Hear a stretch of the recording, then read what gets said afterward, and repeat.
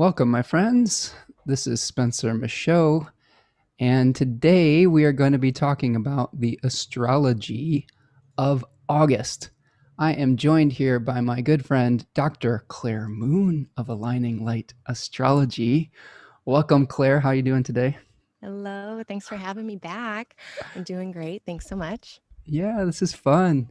Yeah. And so we're going to be going through a pretty detailed analysis in Mars and Virgo style of the astrology of the month, kind of breaking it down into decanic sections, so 10-degree sections of where the sun's going to be moving through. If you are out there in digital land, let us know where you are and where you're coming from in the chat box, and we'll keep an eye on that. If you have any questions, feel free to put those into the question. And if you could do us a great favor, hit that like button. If you're not subscribed to the channel and you're new, make sure you're subscribed. Turn on that notification bell. Check out Claire at Aligning Light Astrology as well and subscribe to all her social medias and things of that nature, because she has a lot of great content on her Instagram and on her website. And are you YouTubing now, or is that not yet? Uh, it's No? asleep. It's asleep. I have a few videos. I actually have one really awesome video on stargazing. Go check it out. I'm Nice. hoping to come back someday, but life. Fantastic. Well, one step at a time, right? And Right. and for those of you out there, I just did post my decan workshop that I did for Nightlight Astrology. So check that out on my channel. It's called Face Off, incorporating the decans into your astrological practice. There's some good stuff on there, and feel free to reach out if you have any questions about that. All right, I'm seeing some people coming in the chat box here. EK White says, "Hey, I made it. Looking forward to hearing about August." Jody is here. Says, "Hi, Spencer. Hi, Claire. Hello, Jody. Nice to see you." Tarja is here from Finland, so our Finland crew is stopping Hello. by. EK says, "Munching popsicles in Madison." Oh, we got another Madison friend. What? Popsicles are my favorite.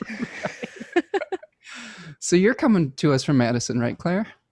Yeah, yeah. What the heck? That's so cool. Oh my God, we need to connect. How are things going in the Badger State? Oh, they've been just fine. We've been getting rain, so I can't complain. And that's Yeah. pretty much what it comes down to. So, And you and I were talking on that cool thing you do, the office hours on Tuesdays, about the state of Wisconsin going into a frenzy because of the Milwaukee Bucks and their oh, championship. yeah. What Yeah. am I talking about? The most important thing, our first championship in 50 years. Wow. Yeah, it's And exciting. everybody's in a great mood, which is like, that's my favorite part. Isn't that the best when the whole community is getting rallying behind some kind of shared sense of purpose, and they actually are able to fulfill the longing and the dream and the desire? Ugh, It's got to be a great feeling being in especially poor Wisconsin. Milwaukee. Right, right, totally, totally. I've been playing some basketball with my daughter in the backyard lately, and she's really getting into it. So it's fun. Mhm. We've been watching the Olympics and things like that. Yeah, So, cool. couple more people dropping in. Laura is here from Brunswick, Maine. Oh, very cool. That's a place that I would like to visit at some point. Tanya is here from inside the house. Hello, Tanya. Tanya has been a guest the last few times and is now, uh, you know, coming to us from the chat box inside the house. Tarja is says that they are crashing the party here from Finland, or Tanya is crashing the party. So yes, Tanya is crashing our party. All right, yes, Tanya says she's spectating today. Okay, so Claire, any updates with you and your astrological services, or anything you wanted to get out there before we dive into it? Oh, yeah, that would be great. Thank you. Yeah, so one event coming up on the 8th of August, Tristan Sky, who's another professional astrologer, excuse me, Tristan Sky and I are going to do a new moon in Leo workshop. So you can sign up for that. It's by donation. There's a tiered thing. It's like $5 to $25, whatever you can give. And we're just going to break down the new moon in Leo. It's going to be a nice reset. It'll be useful for all Leo things in the future, but you can sign up for that on my website or on his website. It's all over my Instagram. So aligninglightastrology.com for that. And then I think that's it. I think that's it. That's enough, I'm just right? doing consults. I'm There just you go. like in consult land, which is incredible. Yeah, it's fun. It's fun. Yeah, Okay, are we ready to go on an epic journey of the astrology of August? I believe we are. So I'm going to share my screen and we'll start taking a look at it. Got a couple more people dropping in here. We've got Nadini from Charlotte, North Carolina. Hello, my friend. And Tracy coming from Tucson, Arizona. Very exciting that we're having people coming from all around saying hi in the chat. All right, Claire, any overall thoughts about the month before we kind of get into the nitty gritty? Any big picture thoughts that you have? I mean, I think kind of one of the fun things that I saw, at least in that first decan of the month, was all of the stuff going across Uranus. We've got Yeah. Mercury, Mars, and Venus all going to be interacting with Uranus and the Sun too, or maybe it wasn't Mars. It was three of them though, and it's like all in rapid succession. So I feel like it's just kind of like a self-discovery jackpot with the kazimi too. It's just like it's great. I love it. Yes. Yeah, that was something that stuck out to me too. The kazimi starting off the month. So we're definitely getting some kind of new download here in the beginning of the month that may be shaking us out of some kind of old habit, routine. Uranus is hanging out in the second decan of Taurus right now. And Austin Coppock talks a lot about rhythm with that particular decan and the consistency. With Uranus there, it's been shaking us up out of our routines and asking us to really kind of make this new start with that particular position. And we're gonna have a lot of squares with Sun and Mercury, but also some trines with Mars and Venus, like you're pointing out. So there's going to be some challenges that are going to shake up our egos potentially a little bit, but also right. But we'll also be able to kind of utilize some of this energy, I think, to make a new start and get in alignment with whatever the universe has in store for us, I think. So Samantha's here from Detroit. Nice to see you, Sammy. I know that's the nickname they prefer, Sammy. Nice to see you, my friend. Okay, so what we're going to do is we're going to break down the 3 decans that the sun's going to move through August, and then kind of get into those nitty gritties of the daily. So Claire, the first decan that we're looking at here is Leo 2, which is the 6 of Wands decan. So we've got a double Jupiter ruled decan that Austin Coppock calls a crown of laurels. This card's also called Victory in the Book T, in the Book of Thoth. And there's a story that was coming up with this that I thought was interesting, and I'm curious to hear what you think about this as we move forward. They talked about the story of the Triumphus, which is the story in this card is a lavish parade, basically, that was celebrating a military victory. And the Vir Triumphus was a quote unquote man of triumph that was called the king for a day. And they would parade through the town and they would go and make a sacrifice at the temple of Zeus. So we've got that Jupiter decan coming in. So some kind of victory, but I think they were also talking about the humility necessary to have your success tested, and how can you deal with becoming the special, do you know what I'm saying, without losing your humility. What do you think about that? What are some strategies for that, do you think? With all your success recently. That's so great. Yeah, I mean, receiving constructive feedback is a lifelong journey, I think. But that's the quest, essentially. What's interesting though, that my mind went to immediately when you said like king for a day, was just like the impermanent nature. It sounds like, when they would they're just taking some random layperson and like throwing him on a horse, putting him in a parade, and then being like, "That's you today." But that's so impermanent. Like Right. that's going to be over so quickly. It's like they say it right in the sentence, right? Yeah. So I think keeping that in the back of your head is probably like really good fuel for humility. Just remembering like nothing lasts forever. And that's usually we try to remind ourselves of that when things are bad, but also when things are good, which could be pessimistic, but I think it's just reasonable. Well, yeah, you're exactly right on. And staying in the moment, right? I think that was that's really a theme of Leo, is being present. And we're really being challenged with that right now, aren't we? With these Aquarian planets. I mean, one of the things we experienced in the last week with July was Jupiter backtracking back into Aquarius and losing some of that dignity that we had in Pisces. And to the day, the CDC was like, "Hey, you might, Hmm. we might have been a little jumping the gun with that no mask thing. You might want to try to wear some masks again," Yeah. because we saw CDC saying, "Hey, all bets are off," right as Jupiter moved into Pisces, and literally when it backed out, they're backtracking and Hmm. taking back some of those freedoms. Hmm. Um, One thing I wanted to ask you about too is I know we were briefly in our kind of bullpen warm up for this. We were talking about the Olympics a little bit, but one of the things, the stories that's been on the news a little bit that's been hard to miss is the Olympic gymnast Simone Biles uh, Hmm. had to withdraw due to some mental health challenges with her. I guess they would call it the twisties, is the Yeah. term that came up, right? Yeah. Um, I thought that was really fascinating because it really fits with the Jupiter in the third decan of Aquarius type of vibe.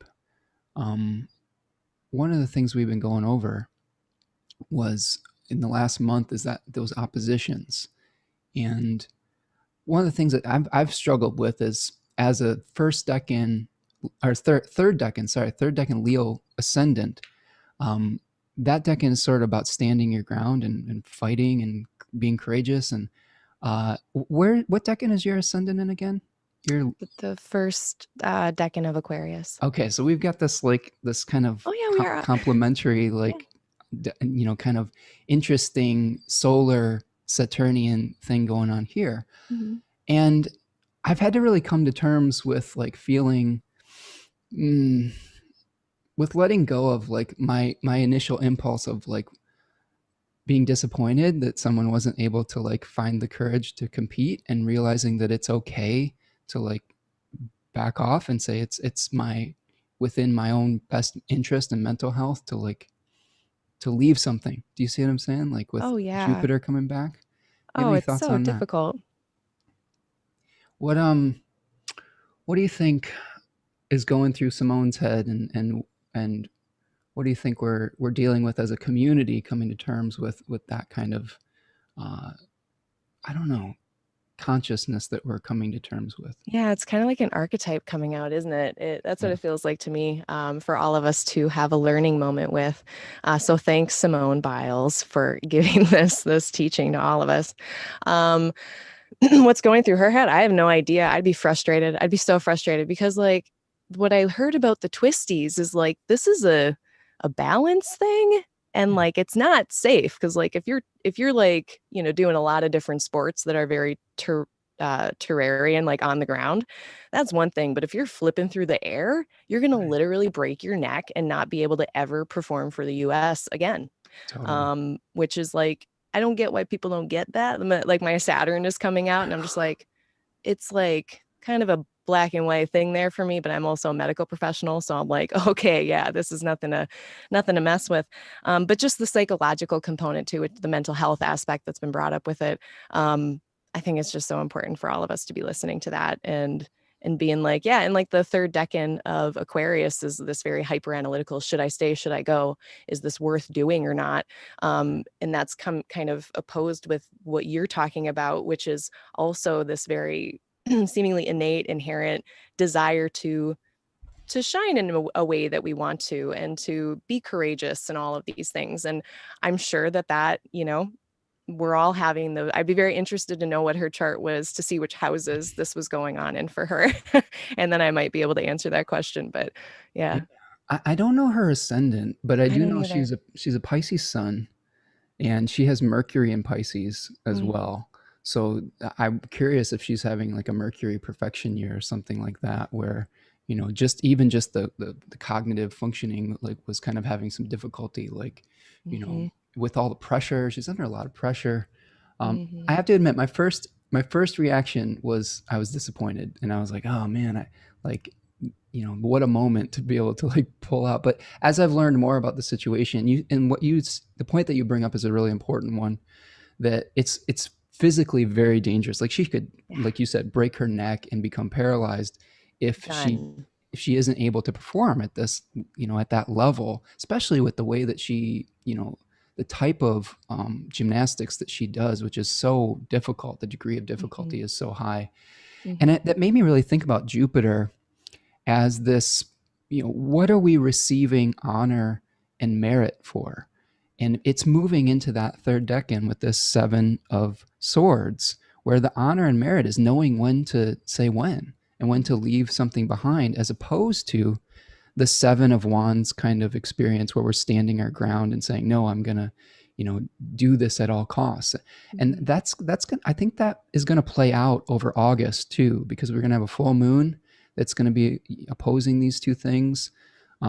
Again, this was just the difficult thing for me to relate to, because I live in that third decan of Leo, and I was like, oh, God, oh, this, you got to kind You of know get what over your though? own. Yeah, I thought about what if we flip it though? What if we completely like reframe it opposite? What if like her Leo third decan moment for her is like standing in her own autonomy, being like, no, this is actually what we're doing. I like that. Yeah, Like that's her lion moment, yeah, when the rest of us are like, it's like Price is Right. yeah. Everyone's just like yelling behind you. And it's like, no, this is my final answer. Yeah. I like that reframe where she was advocating for herself and her ability to say, "Hey, Hmm. I'm this is my limit, and I'm going to stand my ground, despite all the pressure that she was under." So I think that's an Hmm. excellent reframe, and you're realizing that everybody's approach. We don't always have the same approach to something. Do you know what I'm saying? Like, there's so many different ways to live here, and so many different lessons that we're learning through these experiences. And at the end of the day, Simone Biles is still an Olympic champion, and no one's ever going to be able to take that away from her. You're like, so like, it's pretty incredible to see the range of human emotions and human experiences play out in something like the Olympics. That's what I love about it, because not Hmm. only do you see like the height of success and the dreams, you see how people deal with what quote unquote failure. And I wouldn't say that she has failed, but like with not achieving what you had set out to do at that moment. But like you said, it's maybe her lion moment, her success, being able to say, no, this is enough. I have Hmm. to maintain my autonomy and safety going forward. Hmm. And at the end of the day, another American, Suni Lee, was able to win the all around gold in gymnastics, which is really cool. So pretty neat. Hmm. Got some comments coming in here. Says that Tanya says the king for a day sometimes also becomes a sacrifice in the regular king's place. Yeah. Jody says I'd love to see Simone's chart. Yeah, I'd be really curious to see her rising. I don't know. We don't have a time chart. Tanya's saying that she doesn't have a time chart. Nandini says it could be because she takes medicine for ADHD that Japan bans. That's an interesting angle. That she didn't have the type of normal kind of stuff that she needed to get through the day. Um, Tanya says our girl has a Pisces sun with a Gemini moon. She has that retrograde Jupiter backing all away from her sun, Venus, and Mercury, and they're all bunched up. Um, okay. Tanya says, as a black woman, I love seeing her rejecting the call to sacrifice her body and safety. It's really powerful. Yes. Amen. Yes. That is definitely another factor here where we're learning that exploiting people is probably not the way to go. Uh, you know, Definitely in the Olympics is its own industrial type of complex, isn't it, Claire? Right? Yes. Like Yes. any professional sport, right? Yeah, I mean, it's the level to which we try to possess people and things is absurd. Yeah. I mean, and we do it with celebrities too. I mean, and this is going to sound, this is a very cynical sidebar, but when a large celebrity dies and everyone's like really bent out of shape about it, I am honestly a little in the back rolling my eyes. I'm like, y'all didn't even know this person. They weren't even yours to be sad about. Like, why are we possessing these people? Like, yeah. And I love that. That's what I'm thinking about with my reframe is like, she was Yeah. like, no, this is my autonomy and my sovereignty. This is what I'm doing. Totally, totally. Mhm. Definitely a teachable moment for sure, and Yeah. helping to shift the perspective on what we really need to be happy, what we need to what we consider success. I think that's another interesting thing and angle to look at this from. So yeah, some really interesting stuff playing out. Uh, this is just kind of harkening back to that full moon that we had in Leo that was opposing the solar type of experience versus the Saturnian experience with the moon and Saturn. Like kind of this Olympics, Tanya and I were talking about this with this Olympics. There's going to be something funky with this Olympics because usually it's about like this Leo, like I don't know, trying to become the special one. But we have this Mhm. like kind of coming to fullness of the exile of like, the kind of that opposite type of energy, seeing the big picture, taking the long-term view versus just living in that moment. And we saw that with Simone's, Mhm. with her bravery in taking that long-term view. Mhm. All right. So let's start breaking it down here. What do you say? Yeah, that sounds great. Mercury on the 1st, we're looking at August 1st. We've got a kazimi moment. Mhm. What do you think about this Mercury kazimi? What kind of messages do you think we're going to be getting in this area of the zodiac? Yeah, I love it. I mean, we've had so much activity in Leo. Like we've had Mars, Venus going through. I feel like that was very telling for a lot of us. I feel like if we were kind of paying attention, a lot of preferences coming through, a lot of, oh, I do not like that, and I maybe do like this, or I want this to go a certain way. And now I feel like Mercury's come in. That has been kind of marinating for a little bit.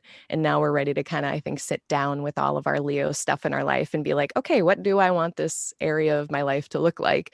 And hopefully with the kazimi, if we can find some stillness on this day and just kind of sit with ourselves and um, like observe our mind a little bit, hopefully it'll become clear what we want this area of our life to look like. Maybe not time to act or say anything or do anything about it, but like you were saying at the very beginning, like downloads. Yeah. Yeah, we're getting in that now this is in the final degrees of first decan Leo, which is five of Mhm. wands energy, where we're trying to figure out who we are, where our authenticity lies. So there may be some questions that come up with who are we really? What kind of personas are we going to put on as a mask? This is something that Austin Coppock talks about with this decan, is the masks that we wear, the Mm, performances that we put on. And I think it's really fascinating because almost immediately on the same day, Mercury is going to separate and come into an opposition with Saturn. mhm, So we may see that maybe the limitations that are involved with the types of masks that we wear, the type of personas that we're trying to put on, mhm, the type of integrity that we're trying to get and uncover. That was another theme that keeps coming up to me with Leo is how can we become more of our authentic self? And Mercury's moving really fast with this conjunction. There's two conjunctions with the mhm. kazimi, right? And this is the superior one where Mercury's screaming. It's like woo! It's 2 degrees a day, just beep, beep, right, beep. right. And it usually moves really slow with the retrograde conjunction. Mhm, Um, this is kind of a neat little tidbit here. Claire is uh, what's his name? Gary Caton talks about this conjunction potentially being Hermes visiting Olympus and trying to bring something home or to the earth from the realm of the gods, rather than the retrograde one being Hermes mhm, going into the underworld and mhm. unearth something. So maybe there's some ideas that are coming down from the ethereal realms that we're able to bring down to earth. That would be nice. Yeah, wouldn't it? That sounds good. That sounds fun. like, um, Yeah, I would say too, I didn't mention with this with Saturn being opposite, it feels because like the order of operations that happens if you go like minute by minute, if we're gonna do the Virgo thing is like yeah, Mercury uh, goes through the heart of the sun And then immediately after, I mean, it's already been applying to Saturn, but now it's going to actually be making that opposition with Saturn like right afterwards. So it feels to me like, all the texts say you have the ear of the king, or the king has, or the messenger has the king's ear, essentially. And so whatever messages the king has, or that it has for the king, they can exchange. And then whatever planning or whatever insights come out of that, then I feel like Mercury is like trying to deliver it to the Dark Lord, and to be Yeah. like, well, this is what we would like to do, or this is how we would like to express ourselves. And then the Dark Lord Saturn is like, really? Like, no. Have you considered this? Have you considered the Like, look ramification? around you. This is the situation. But I Yeah. also don't think it's that binary of like, Right. yeah, or yay or nay. It's kind of like it. I think of it more like an engineer. It's like Mm. every person who's trying to create something, who's trying to express themselves. There's always going to be some parameter that you Mm. have to deal with. So like an engineer has to deal with cost of materials, all kind. I don't know. I'm not an engineer, but I know they have to like have a lot of things that are restricting their design.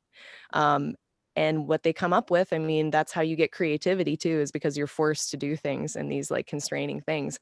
But that's also what this feels like to me. It's not like you can't do the thing. It's not like you can't express yourself in these ways that you've kind of figured out, like, yeah, this is how I want to express myself in this area of life.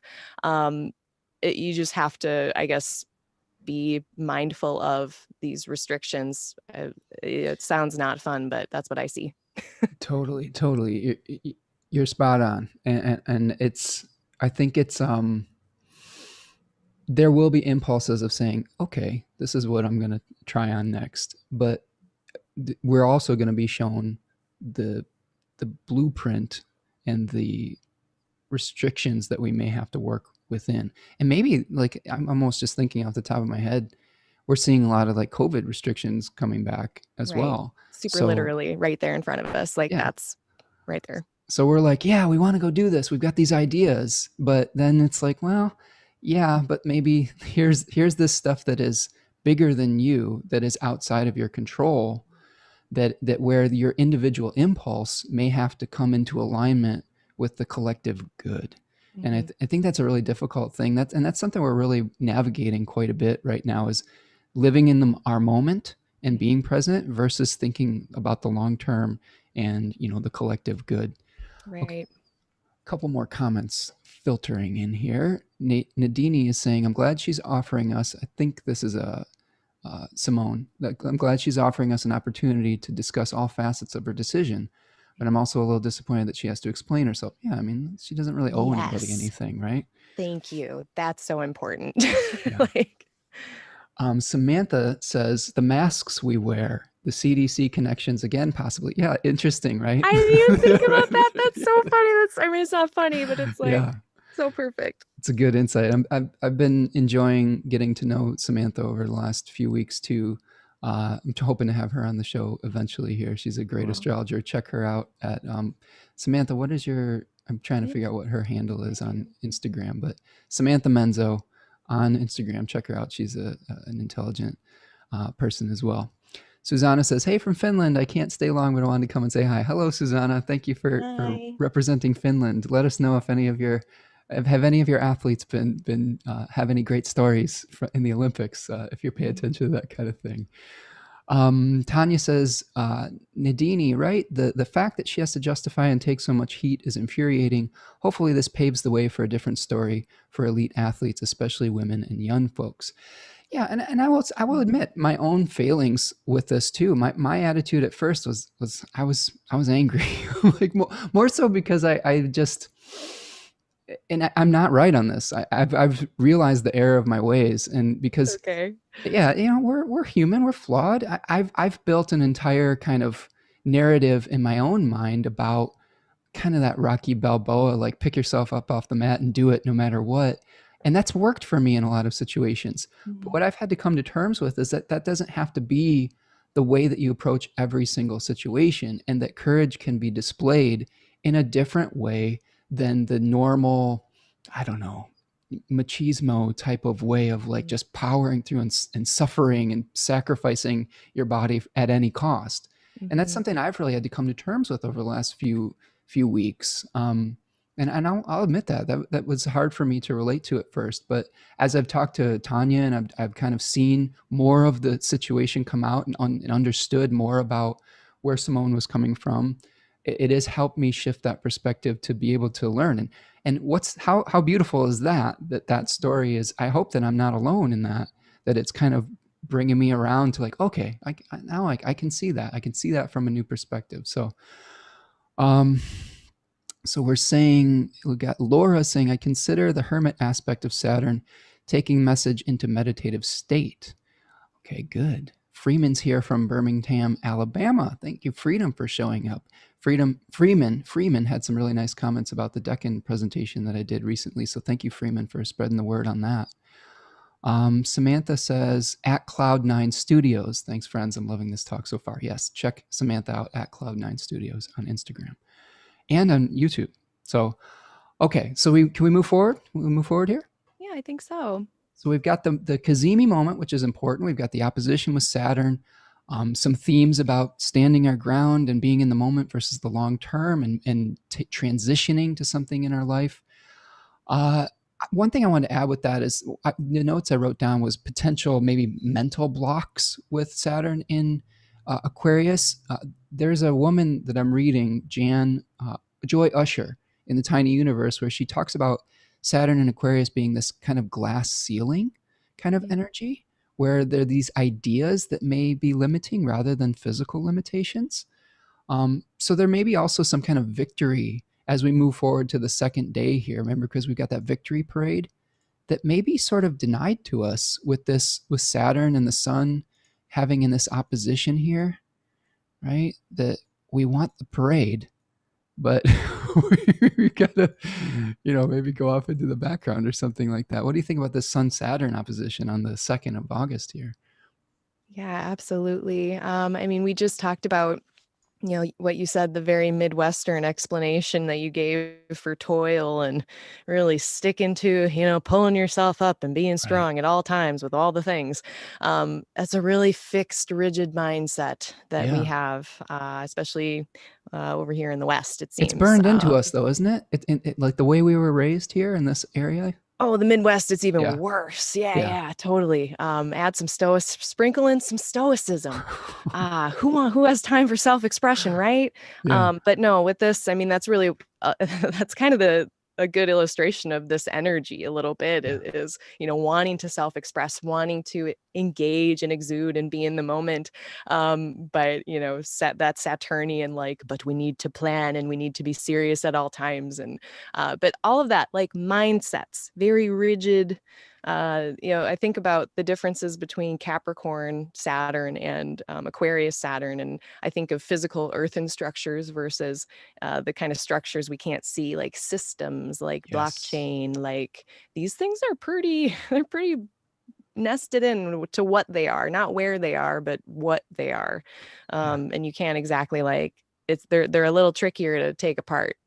Totally. Yeah. Yeah. Because we can't see it, it's Hmm. something that people have trouble believing in. And this is something we really, as that Jupiter Saturn conjunction came at the last winter solstice, that type of thing has really been in our consciousness. Is, we're trying to shift from that earth elemental age to an air one, where we have to kind of get into that space where we can use our minds and our intellects, even if we can't see the immediate physical result of that, right? And trust that. Yes, that So, too. that is tough, and that's what's making this pandemic, I think, so hard for a lot of people that are so used to that old way of thinking of things. Is they literally can't see it, so Mhm. they think it's not a real thing.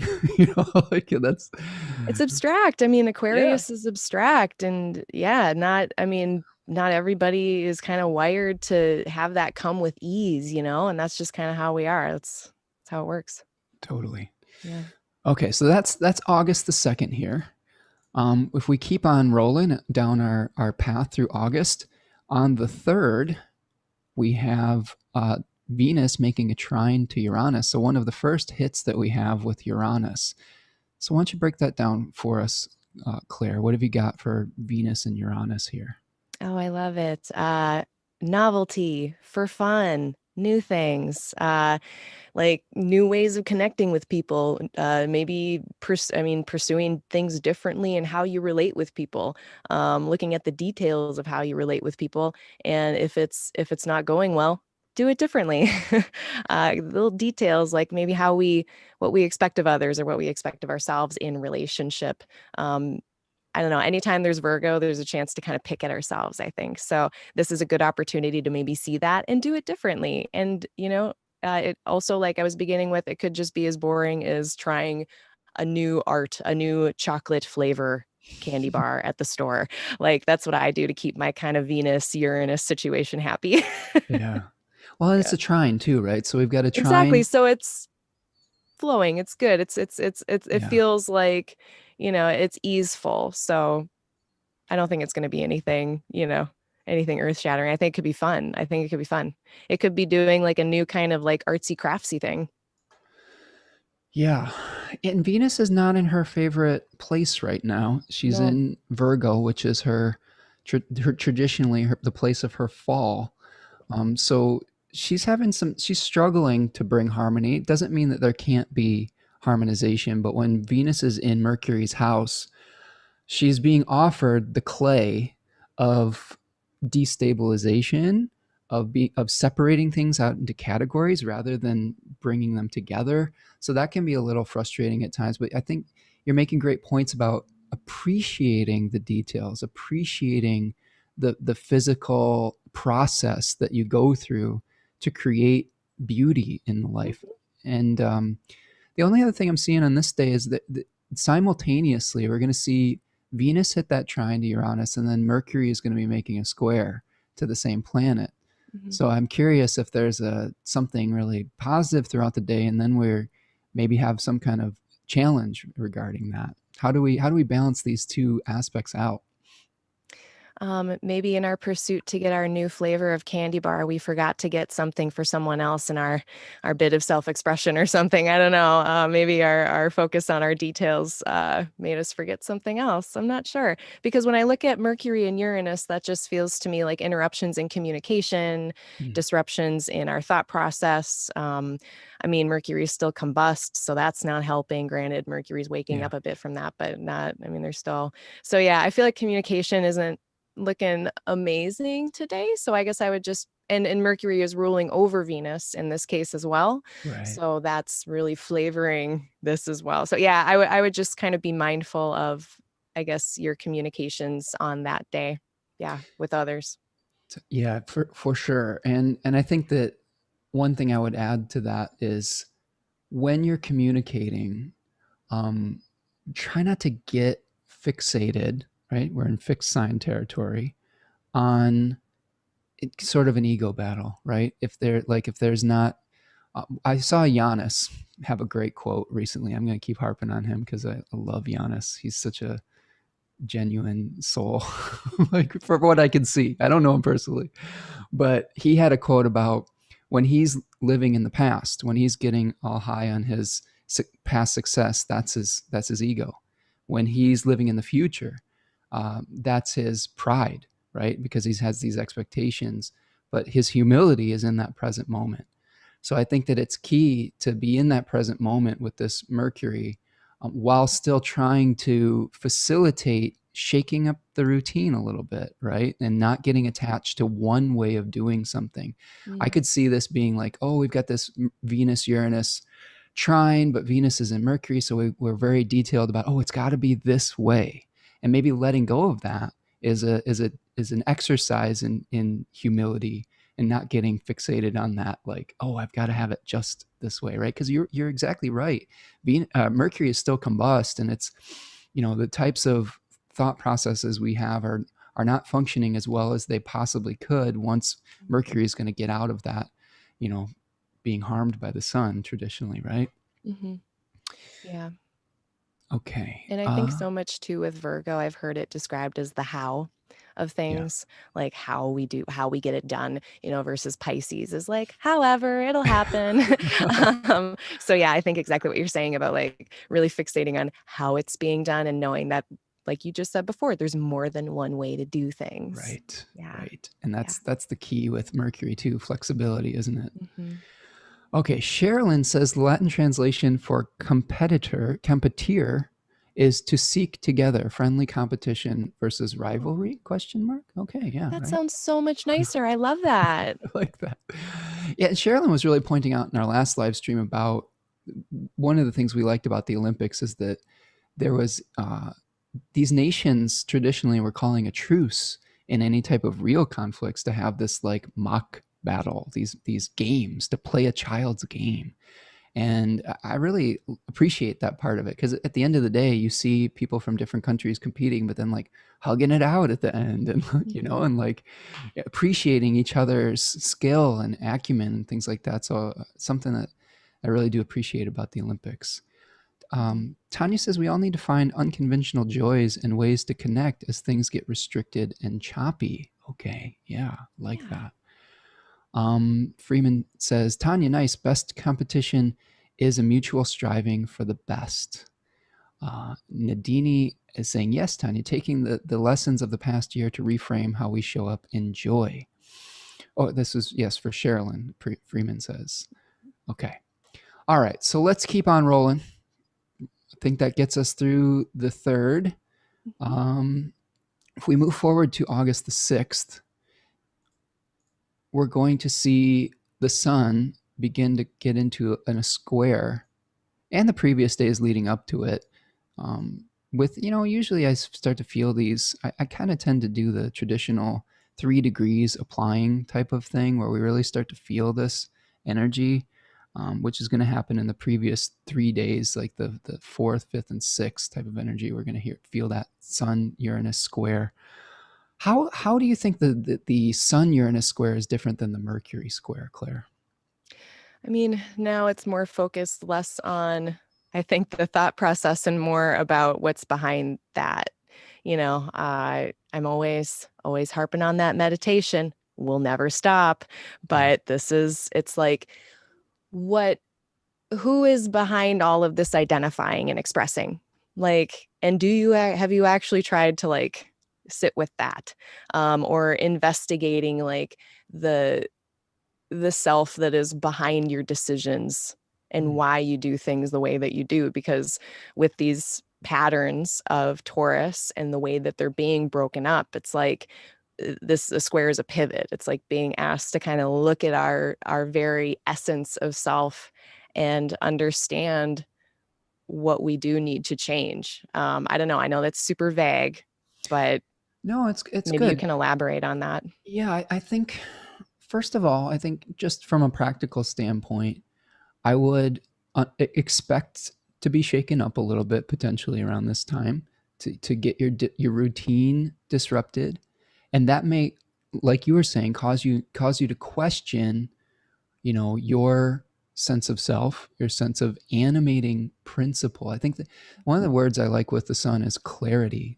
The sun is the principle of shining a spotlight on something. Mm-hmm. And I think that whatever disruption we might be experiencing around this period of time may really shine a lot of clarity onto what is really motivating us. Who do we really want to be?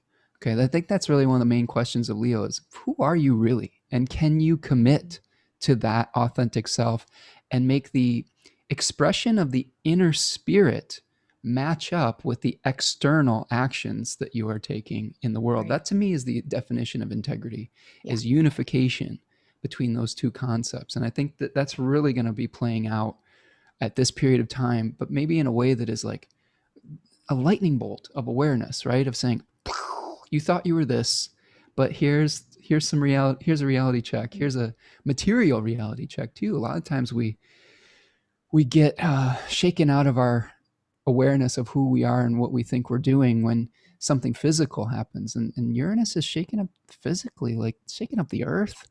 It's Mhm. trying to like get us to wake up with climate change and things like that, and like saying, what are you really doing, humanity? Like, are you like, what are you going to do to sustain your species moving forward? Mhm. Because you're in trouble. And of course, squaring Aquarius with all of that. So, Right, yeah. at least by sign. So that fits right in T-square very with snugly. Yeah, with the being able to think about the 30,000-foot view, Hmm. and what we're going to be, how everything fits together, how your personal actions fit with the collective, and the contribution that is needed to the whole. I really do see Aquarius as that theme as well. And tell me if this is an impulse that you feel just personally with your ascendant there, is just having to think about how you fit into that bigger, grander scheme. How do you experience that on a personal level? Um, I mean, one thing that comes to mind that's just kind of a personal anecdote is like, just my work in the public sphere. Like, I can't have this in the public sphere.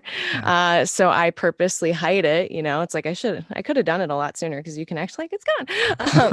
But I don't do that because I'm insecure. And I don't do that because I really want to hide myself necessarily.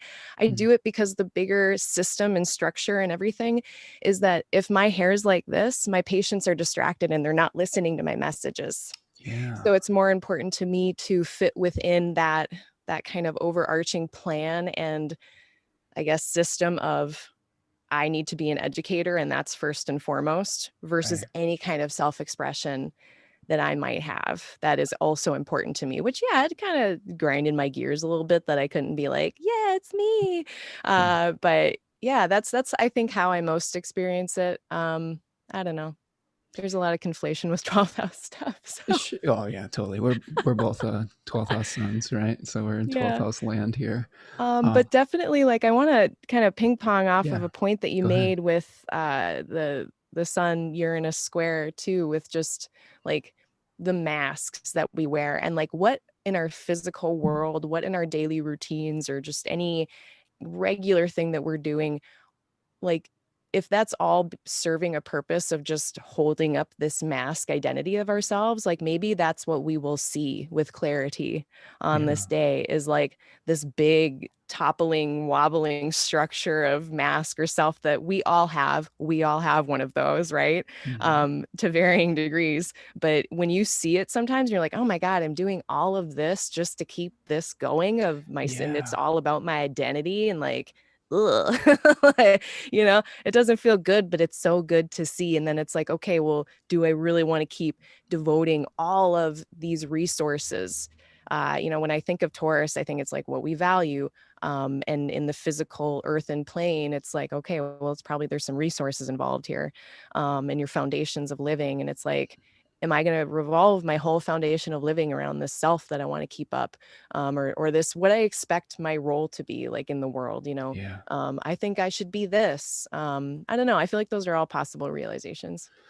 Well, and to think about too, when that aspect perfects, Mhm. we're going to be going through a balsamic moon phase too, which is leaving something behind, right? Letting go Mm. during that disseminating type of, where the moon is losing light. I don't want to mix my terms because disseminating is another phase, but the Mhm. balsamic moon is saying, hey, what are you going to consolidate from the last lunar cycle and bring with you to plant in the new seed? And what are you going to return to the earth, right? What is no longer serving you? And that this shakeup, I think, is going to be important with that. And we have a question with this to, Maxie. Hello, Maxie. Maxie says, what's the difference between a configuration like the Sun squared Uranus in your natal chart and living it as a transit also? What do you think, Claire? Mm. Maybe in the shape of the life there is a consistent theme of these realizations Mm, perhaps, and the challenge, the pivot that person has to continually make is that of leaning into a more authentic self-expression. That yeah. could be something. Yeah, totally. And, Mhm. and I think it's really going to depend, Maxi, on where that's happening in your chart Oh, and what absolutely. what those planets, specifically the sun, are going to represent. Because the sun could be your sense of self, but it could also represent another figure in your life. Like if you had the sun ruling the fourth house, for example, that could represent your father. If it represented, um, the third house, that could be a sibling. So there might be some shakeups that come through those different channels. And you have to kind of see where that's placed in your chart and where some of the topics of disruption may come through. or realization, or kind of the Promethean gift of liberation that Uranus could be thought of as well, the gift of fire that you may suffer for. I know that that's a tough one because that's a constant shakeup of how you see yourself as well, right? Especially if it was a Leo thing. I mean, that's uh, coming to terms with the fact that you're gonna have to be making adjustments in life, right? Mm-hmm. And letting go of some old thought patterns. Okay. EK says, did you do the, and I'm assuming this means your hairstyle. Claire, did you do it when Uranus squared your ascendant? Uranus squared my ascendant. Oh no, this is like 5 years old. And it took me like 5 years before that to decide to do it. Took me a long time. Yeah. So there may be something to that as far as if you do have Uranus squared your ascendant, you may be making personal changes that may shake up how people see you. So that's not a bad rationale, EK, as far as like thinking about how that could work. I actually have Uranus squared my ascendant right now. So I shaved all my long hair off, and I actually allowed my daughter to, or I asked her to, allowed her. I don't let just anybody cut my hair. That's why I say I allowed her to do it. Like as a Leo ascendant, you're like, oh God, like please. But during the pandemic, I was kind of freaked out about going to get a haircut, and I was like, all right. And she had just trimmed her own hair and was then feeling pretty good about her skills and maybe oversold her skills a little bit, and was trimming and did not really yeah, she chopped my mop a little bit to the point where I got really frustrated and like just shaved the whole thing. But it was good. I needed it. My hair was like all the way to my shoulders, and I was starting to get into man bun territory that wasn't good. And yeah, it was leaving some of that pandemic energy behind, So yeah, I think that Uranus square your ascendant could be some changes to your appearance that aren't expected as well. Okay, so that gets us through that lunar cycle, and as we move forward to the 8th, we've got a new moon that we're seeing on the 8th at 16 degrees of Leo in that second decan of Leo, that parade, that triumphant type of experience. Are you seeing anything in particular with this new moon that sticks out to you? I mean, I guess kind of the first thing that I'm kind of asking myself with it is just like, how do I want to identify and express that in this area of my life? So, like, for instance, if Leo is in your second house, how do I identify with money? How is my self-esteem doing? How is my sense of self-worth doing? And how is that expressed? And if it's this way, what do I want to do with that for the next lunar cycle? That's kind of how I'm looking at it. Yeah, and for sure. And we've got two aspects that I think are really important that are baked into this one, right? Like the last lunation we had both malefics that were super present with it, which is a little bit of a bummer. Mm-hmm. Here we have a square with this lunation. The new moon is really in a pretty tight square to Uranus. So a continuation of those energies, even though it is separating. But we also have a Venus-Neptune opposition that's sort of baked into this new moon. And some things I was kind of thinking about with that was, Venus in Virgo 3 has to do with legacy. It's the 10 of Pentacles card. And what are we willing to preserve against the ravages of time? And what are we going to give back to the earth? And Neptune in the third decan of Pisces talks about what are you willing to sacrifice for your dream? Okay, that's the Mars ruled decan that Austin Coppock calls a cup of blood. So this is a difficult place for Venus because we're getting really close to the maximum like fall point because it's opposite the maximum point of exaltation at 28 degrees of Pisces. Mm-hmm. One of the things I was reading about this was Venus in this decan is like the aging star that tries to get a lot of plastic surgery to preserve the ideal of the past. Does that make sense? Mm-hmm. And I'm curious as to when we're moving forward with this lunation, if we have to really get clear about what is really possible as far as form versus essence. This is something I've been harping on a lot on my channel is trying not to get too attached to form and getting in touch with essence and knowing that form changes and form is impermanent, whereas the essence part is where we can tap into that eternal nature, right? Mm-hmm. All right. So if we're moving forward off of this new moon, we are going to see the Venus-Neptune opposition perfect on the 9th of August, which is Monday, bringing in some of those themes. Yeah, and again, I think this is maybe a willingness to sacrifice really for a form, and that may actually get us into some trouble if we're willing to go too far to sacrifice for form.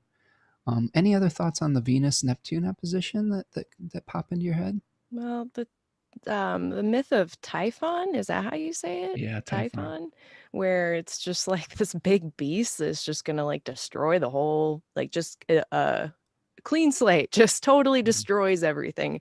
I see a potential here for like, obviously anytime there's an opposition, it's trying to find that balance point. But a lot of times with an opposition, we go to extremes, and that's what we always want to try to avoid, although it's difficult, easier said than done. But I just like in my mind, I just feel like Venus just kind of fretting away over perfection and having it look exactly how she imagined it in her big wide vision, and and just blowing it up accidentally in the end, or just kind of making it worse off than it was to start. Totally. And expectations with Neptune, anytime I see Neptune, I'm just like, there's so many good things about Neptune, about surrender, about forgiveness and unconditional love, but there's also like just incorrect expectations. And boy, does, Virgo has a lot of expectations. So it's kind of balancing that as well, I think. Yeah, this makes me think of an artist that works their craft to the point of destroying it, right? Like I remember as a kid, I have Mars, Saturn, and Jupiter in Virgo. And okay, so you speak I know Virgo that, fluently. oh God, for sure. And when I used to draw a lot when I was a kid, and I was really obsessed with making things hyper realistic, like the like little details of things. And I would get so frustrated if it didn't look just like the picture, that I would erase a hole in a page. Do you see what I'm saying? And I think that this is like the perfect kind of metaphor for this aspect is be really careful not to erase the hole in the page, and realize that part of the artistic expression is there's beauty in the flaws. Try to see the beauty in look at Picasso. Like it wasn't, one-to-one photorealism, but that was the whole point. MTV Unplugged. Yeah, like that's why we had that. Yeah, exactly. Yeah. Thinking of the icon of that little M, right? Yeah, totally. And yeah, I'm thinking of the concept of that Japanese concept of wu wei, right? I think I'm saying that correctly, where you're leaving a little bit of imperfection to nature to complete the artistic project, right? And seeing that beauty in the flow of it rather than having to make it just exactly a certain way. I really think that's going to be important for this new moon and moving forward is we're going to really want to work something to death, because Venus is not super happy in this place. And we could get really just fixated on things that don't really add to it. They may take away eventually, and it can get blown out of proportion with the opposition to Neptune. Okay. Let me check in on the chat here. These are some really good insights, Claire. You doing okay? Doing good? Oh, yeah. I'm just looking at that moon on Mars, and I'm like, oh, yeah, someone's going to be erasing a hole in their drawing. Yeah. And that's the first aspect after the moon comes out of the bond, right? That's a Hellenistic technique where when the moon escapes from 15 degrees of conjunction with the sun, it gives us the flavor of what this lunation is going to be like. And the first aspect is going to be that conjunction with Mars. So yes, we could get really upset about the details, and we have to really reel ourselves in and try to tap into that like Saturnian big picture energy here a little bit. EK says, Uranus conjunct my ascendant now. I have green and blue hair. Okay, good. So you were playing with appearance and shocking the world. And have we gotten to the point where blue and green hair is still like a thing that shocks people? Uh, Maybe it is. I see commercials where there's that. Have you seen those commercials where they have the person who's trying to help people not be their parents, and they takes a group of them on a tour, and they see people with blue hair. They're like, blue hair, and they're like, nope, nope, you don't need to say that out loud. Like, That's so funny. right. I've lived through this. My stepdad's in his like late 70s, and he cannot. It blows his mind that someone's walking around with a different, non-natural color of hair. But he's a Virgo, so like, but I don't know. So let's see. Uranus hard aspects have that rebel vibe, like a teenage angst and midlife crisis, said Tanya. Yes, for sure. Mm-hmm. Tanya also is adding that that's a long, spicy transit. Green and blue hair sounds like a good response. Yes, that sometimes we have to give something an outlet, right? The sympathetic magic is something I've learned from T. Susan Chang, where when she pulls a particular card that may be kind of negative, like the Ten of Swords is one she gives an example for, that she gets 10 like needles and puts it into a piece of fruit, to be like offering it up to the spirits to say, okay, I'm going to give that an outlet. And I really like that for different planetary energies that may be difficult, giving it somewhere to go. If you got a difficult Mars transit, use some swords or something somewhere, or some cooking utensils or something like that. I think that's a really great way to deal with those things. I actually have a question for you then about that, sure. because I'm so interested in that, and I always have thoughts about that when I'm just doing things and I'm watching like the planetary hour, for instance, or just those types of daily planetary ritual magic things. And like, so if it's Tuesday and I'm cutting a red pepper with a very sharp knife, in my mind I'm like, is this a good thing for me to do because it's this time and this just feels right? And of course, this stuff just happens. Like, I don't have any control over it. But at the same time, like, or is this an extra bad idea? And is this extra dangerous? So for this Virgo thing, I'm thinking, are tabletop board games a good idea or a horrible idea? For sympathetic. See someone just like flipping tables, the whole board. Or is it a good outlet? Is it an outlet or is it a catalyst? I guess that's the question. It's a good question. And I think that for board games specifically for this Virgo transit is my question. Do you have like a board game date coming up that you're No, but I mean, about? I have a lot of friends who play them, and like I do Magic the Get Togethering, Yeah. I think yes, I think that would be a positive outlet for something like this. Okay. I think that in even cutting up your red peppers on Mars Day, I think is a good outlet too. I think that, one of the prayers that I do to Mars on Tuesdays is help turn the implements of war into plowshares. That's part of the Orphic hymn to Mars. So give it something to do, something productive to do. And that is a really great way of dealing with Mars, is saying, okay, you've got this energy that has to get expressed. And if maybe you do need to put it into some kind of very detailed board game like experience, I think that actually could be really healthy, rather than say like, I love your example of don't pick your zits on this day. You know what I'm saying? Don't do it. Right. So that's one thing where something really detrimental is where if you're getting so fixated on some tiny detail that you create damage to your body, could be an unhealthy expression of that. But putting it into something less harmful, like a board game or like Magic or something, Magic the Gathering, that could be a really healthy outlet for that energy. I love that game. I wish I had more opportunities to play, because I still have some decks somewhere. But in my youth, at the end of college, I had some friends that were into it, and they were like, we'll give you a lot of money for those like first edition Sarah Angels. That's the first thing I thought of. I was like, you better never sell those decks. Yeah, right? Because I did sell a few cards that I look back on it now, and I'm like, at the time I was like, that's crazy. Like, these are just cards and I need the money. But now I'm like, yeah, I sold some really expensive stuff. I think that means that you have a Magic the Gathering street credit card. Like, that's like, if you have lived that experience of selling a card that in the future you shouldn't have sold, like, then you're definitely a Magic player for sure. So this is totally off topic, but have you found a way to do this online yet? Do what online? Can you play Magic the Gathering Oh, through Zoom? yeah. I don't do that, but that's been around Yeah. forever. Oh, yeah. That's All a right, whole rabbit Claire. hole. Don't All do right, it. In Claire. fact, I just wouldn't do Ah, it. I was gonna say, like, I was gonna suggest a Magic the Gathering Zoom like Oh, yeah, experience. sure. You can do that too. That's better. That's better. Do it with real people in real life. Yeah. Considering some of maybe the limitation challenges that we have coming up, maybe Right. potentially Over with Zoom, I mean, not with COVID. robots online. Right. With real people. Yeah. Okay.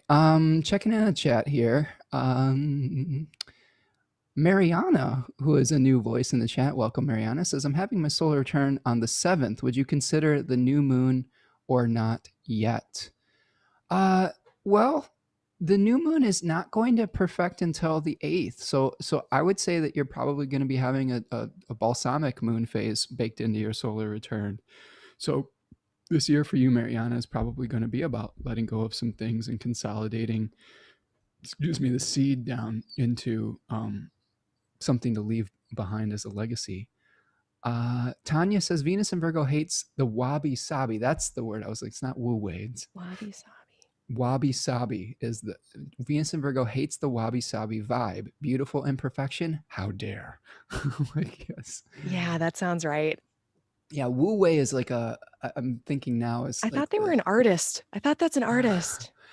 yeah, I think Wu Wei is like the wind and the water type of experience with getting alignment with the Tao.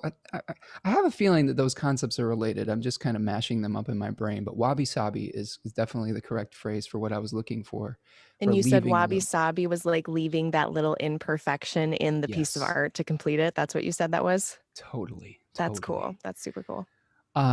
We have Sherilyn says, hold on, I'm going back here. Beauty Nadini says beauty doesn't want to be criticized. Like, okay, no, probably not. And Tanya says that's real. Venus wants appreciation. Okay, yes, that is true. The story I tell with Venus and Virgo is someone who's getting into the flow state with their like cooking a meal, and Venus and Virgo comes in and says, "Are you following the recipe? Did you add enough of this and that?" And completely like getting them out of that flow state, and making it so that they you know I don't know. There is this little magic that happens when you're kind of just in that flow that where the results could be better than the plan that you actually had in the beginning. Mm-hmm. Sherilyn says, love the slow motion views of the swimmers diving and swimming. Yeah, there's so much beauty involved in sport to me. I find transcendence through sports. I have Neptune in the 5th house, so I'm right there with you, Sherilyn. I love seeing the bodies moving, and when you see things in slow motion, it really is a reminder that holy shit, how do they do this? Like Mm-hmm. how do we, like, for basketball, for example, when I see someone throwing a basketball from like 30 feet away into a hoop that's like 2 feet wide, and all of the calculations that our brains have to go through to make that happen is incredible, and same with swimming and all of these other sports, the little tiny things that go into it. Mm-hmm. Tanya says, making a microcosm of the planetary energies can be a fun way to make a little container for the energy to go into. Very good. Casey is saying, I read a meme that said Mars in Virgo is the red pen editors use. Yes. Yes. As a Mars and Virgo native, that really resonated with me. Yes, I am a Mars and Virgo native myself, so I'm definitely all about that red pen. Like, so just a quick story for that. When I was making my album, I made an album a few years ago, an EP. Cool. And when I was in the studio, I was eventually kicked out by the engineer because I wanted to sit in and I wanted to edit with him every tiny little detail of my voice, to the point where he's like, you cannot be in here anymore because this is not how I work. You are banned from the studio until this is finished. And I was really angry about that. But at the end of the day, I understood, and I could see myself going into that, what is it? Monomania, if you're looking at the tiny, tiny little things, right? Mm-hmm. So sometimes you can be your own worst enemy when that comes up. Absolutely. Jody says, I love the idea of Mars, but I don't think Mars would have the patience for a board game. Well, it depends on the game, maybe, Jody, right? EK says, I love that idea. Tanya says, whenever it's a Mars time, though. Always be extra careful in the kitchen. Aries is always, oops, here we just got updates coming fast and furious. Sorry. Hold on a second. I lost my place.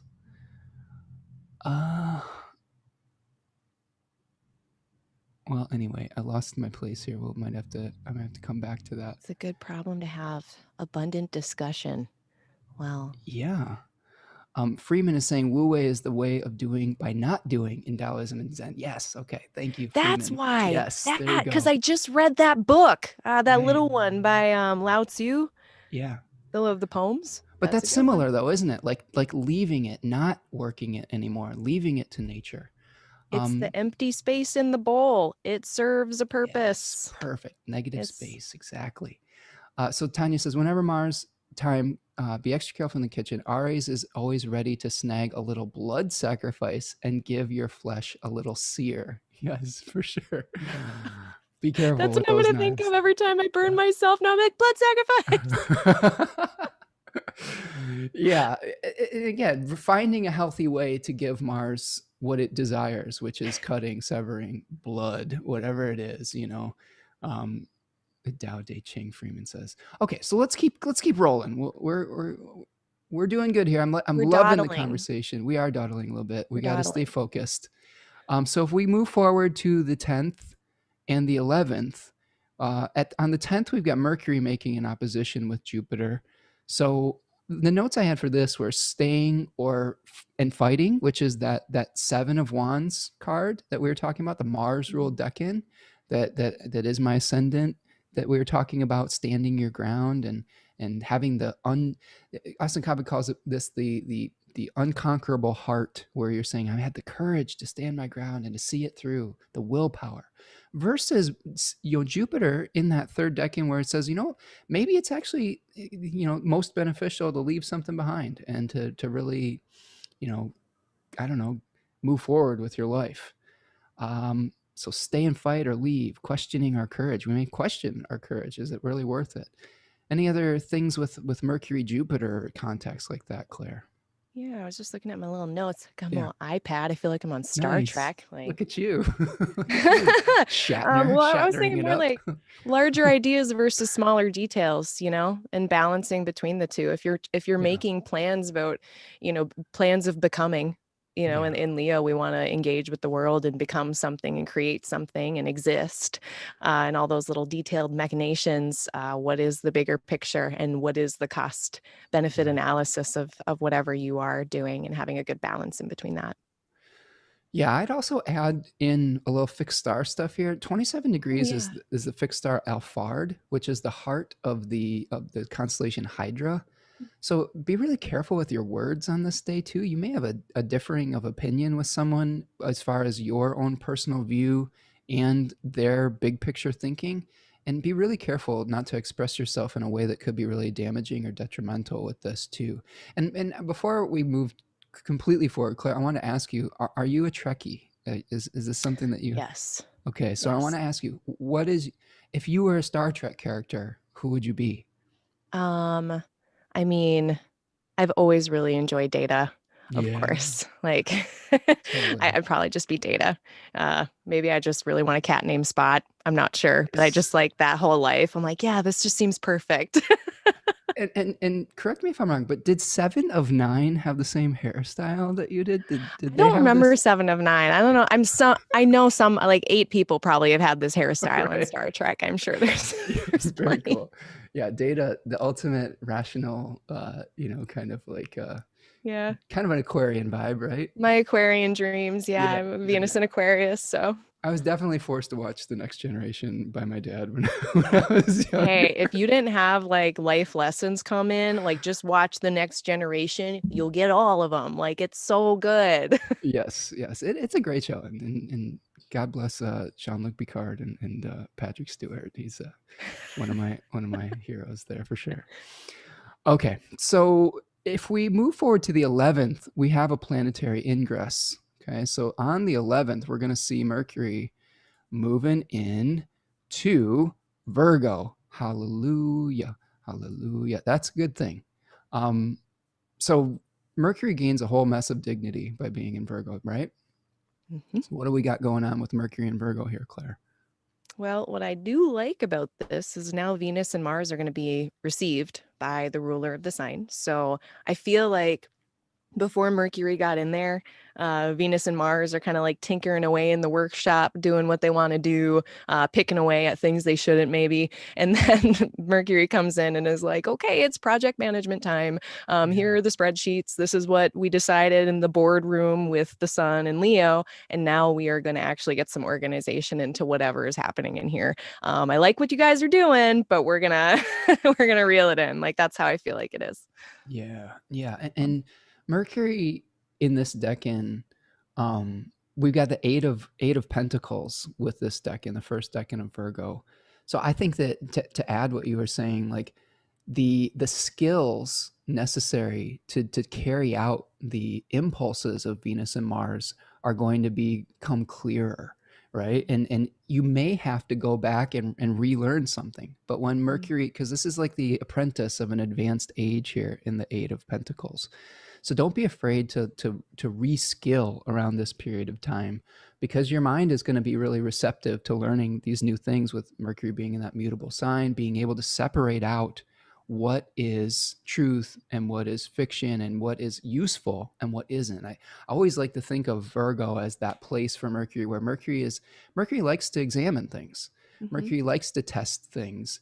But in Gemini, it's the examining to proliferate options. And in Virgo, it is to narrow them down to Mhm. see what is actually going to be useful, because we've got that, at least in the Northern Hemisphere, that's the time period where we're trying to go through the harvest and say, hey, this is going to sustain us through the winter, and this is needs to be returned back to the earth because it's flawed as far as, it has a disease or it has a bug or something, and we don't want to store that in our cellar, Mhm. or because when we need it the most, it's not going to nourish us. Mhm. So I see that sense of, the word I like to use is disgust, but in Mhm.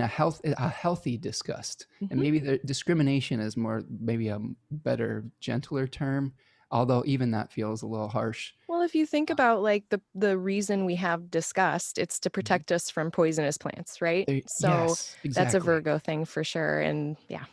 And that's so hard for our Virgo friends to because a lot of people really misinterpret them, and that, because it's not fun when we apply that to like situations that require uh, acceptance and require universal love and Mhm. things like that, when we apply it to like people and relationships. That's why Venus is in the fall, because we're saying, oh well, this part of you disgusts me. Like that's not how you're going to facilitate some sexy times in the Right. future there. But when we're applying it to skills, when we're applying it to like harvest, it's definitely appropriate, and we need people like that are saying, okay, uh, this is keeping us safe. Mhm. And so have a little patience with your Virgo people out there, because at the end of the day, they're concerned about keeping people fed, nourished, Right. sustained, healthy. Like that's the thing. They're really, your Virgo person is going to nitpick your diet to death and your exercise habits because they want you to live a long time, not because they think you're a terrible person. It's because they want to spend time with you when you're 60, 70, 80 years old. And that's my motivation. I'm relentless with my family about health and Preservation. preservation. Exactly. And in the back of my mind, I'm like, look, if you don't take care of yourself, I'm going to be a lonely 80 or 90-year-old dude that hopefully, fingers crossed, knock on wood. And I would rather go through life with the people I love and care about. And you know, I'll get up in their business a little bit. This is the hardest thing with my parents, in Mm, particular. And I say know no that more. you and I have talked about this, I think, in the past too, right? With trying to get our parents to get on board with some of this stuff. Right. But sometimes you have to know when to back off and when to really get involved. That's another thing that is going to be challenging as we move with Virgo stuff too. Right. The the grip of Virgo versus the release of Pisces. And Yeah. I feel like with Virgo, part of the discernment isn't just like people think about discernment as picking the right thing or being critical in your eye of what to look at, but it's also what to ignore. Mm, So knowing when and what to ignore is its yes. own type of wisdom and Yes. is a challenge. I have myself Focus. known Virgo, so it's Mm, something that I have to kind of like, okay, we can do less of that. yeah. But because I got plenty of Do Virgo with you have a that south Virgo node there placement? somehow. Oh, you have the South Node there in Virgo. Yeah. Oh, yeah. Yeah. But also like the last thing I'll say about it is Yeah. just margin of error, right? This is why we have margins of error in measurement. If Right. you've got Virgo measurement and Virgo wants it to be like right on to the nanometer, that's simply not possible for some tools, right? And so Yeah. you have a margin of error. Or if you're mass producing something, there's no way that every single batch of something is going to be exactly the same. So someone decides what a safe or effective margin of error is. If we go too far into Pisces, there's the margin Mm. evaporates. And then we're just like, oh, I don't care, whatever, just eyeball it. It's fine. So if we can just get somewhere in between, Virgo perfection and not, having any kind of measurement and just have a margin of error of like, what is the allowable like flex that I can have during this Well, season? and it's so interesting to see you've been able to play that out in your other career, pharmacy, right? Because if you Mhm. have to be measuring that out specifically, or somebody could overdose or not have the right amount of something, right? That's essential to your job, right? Mhm.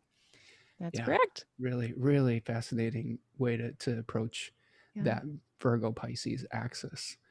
On the 11th, also, we're going to have a Venus uh, Pluto trine. So, what you got for us there? Yeah, I had notes on this. Yeah, yeah, It feels like people pleasing to me.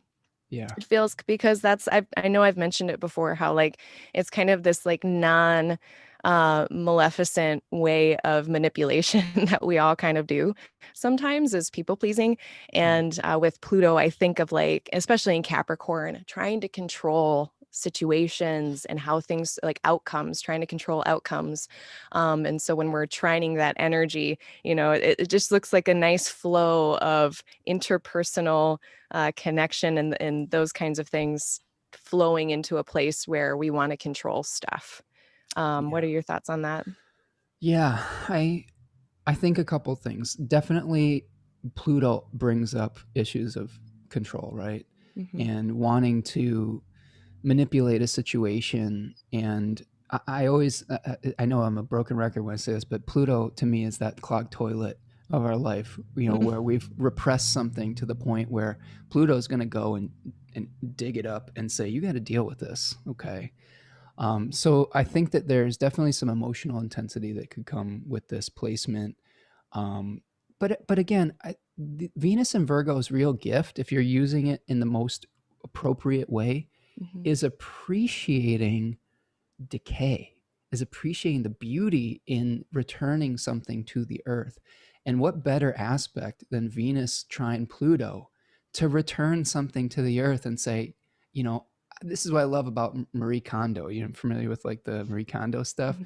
where they were like, bless you, little thing that I had for this period of time. Go off into the world and don't take up any more space in my life. Yeah. It's saying thank you to the material form and returning it so that that essence can be infused into some other form, because Hmm. we as human beings we really make this mistake of trying to hold on to form indefinitely. We do it with our bodies, we do it with our possessions, we do it with our relationships, and we can go beyond the point of trying to preserve something to the point where it becomes corrupted, where we're just trying to be like necromancers keeping this rotted corpse animated or something like Hmm. that. That's where we make a lot of our mistakes, I think, and get into these power struggles. And it's all about, again, it comes back to being present, doesn't it? Yeah, that reminds me of something I read in Joseph Goldstein's book Mindfulness, and he was quoting someone else who I can't remember now, some Buddhist teacher, that said something about releasing the corpse of past experiences. Uh, Yes. yeah, letting go of those perfect moments in our life. Maybe it's Venus, so maybe it's interpersonal moments or artistic moments or creative moments or romantic moments in our life. And yeah, doing the Marie Kondo thing. Wow, that was very nice. Goodbye. Like, Yes, exactly. Because yeah, that's the thing. You can acknowledge that something gave you joy in right. your life, right? And it's like conscious uncoupling with Oh your yeah. stuff, you know. Like, uh, sorry, this I was is. thinking of Gwyneth Paltrow.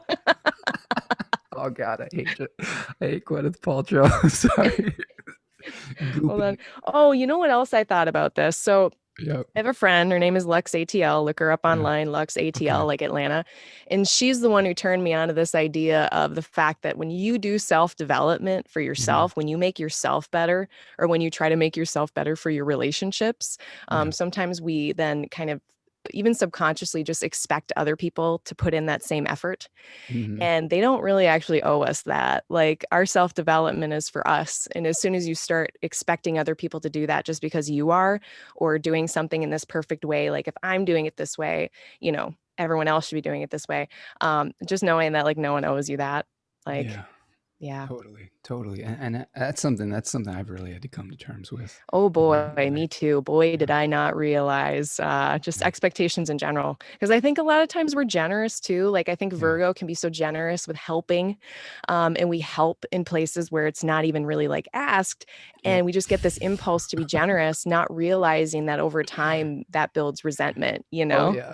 Tanya's So probably gonna that yeah, blast hard me in the lessons. comment section here about that.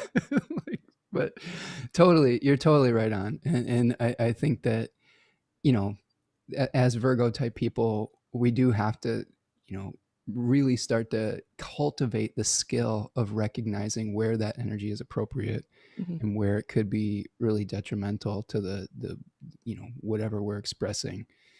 Mhm. Checking in here in the comment box here. Casey Jones says, I have Venus in Virgo, and you should see how my puppy eats. It's ridiculous. I'm all about clean diet and herbal medicine, but also North Node is in Gemini in the sixth. Yes, we love our fur babies. Um, like Tanya says, I'm geeked about Mercury coming home to double dignity, but so crossed that Mars is right there, gunking it up right off the bat. Yeah, there's no Mhm. perfect Mhm. elections, is there, Tanya?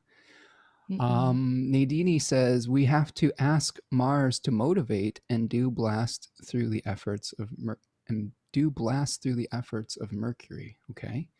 Lisa Newcomb is here. Hello, Lisa. Nice to see you. I, a Saturn on Virgo ascendant, tend to allow for a margin of error by making my standard pretty high in life across the board. Yes, we have talked about that, Lisa. You do have pretty high standards, but um, I think that you're doing a good job with that. Um, what else we have here? Sorry, I'm just kind of going through Oh, here. that's okay.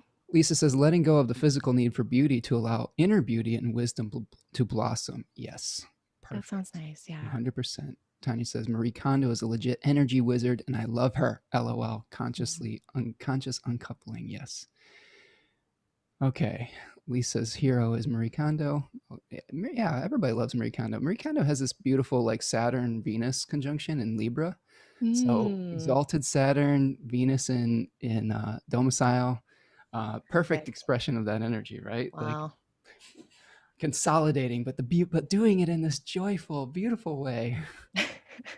Okay, let's keep going. Let's keep going. We can do this. So on August the 12th, the Sun is moving into the third decan of Leo. So we're going to have a big shift in kind of the awareness, the collective awareness that we have. We're moving from that victory parade to what Austin Coppock calls the banner. The daimon here was Serapis, and he calls this card, Book T and Book of Thoth call it Valor. So again, this brings in that Seven of Wands experience where you may be asked to defend your territory, to stand your ground. You fought hard for your authenticity, and now you have to have the courage, tenacity, and willpower to fend off people who may be coming for you.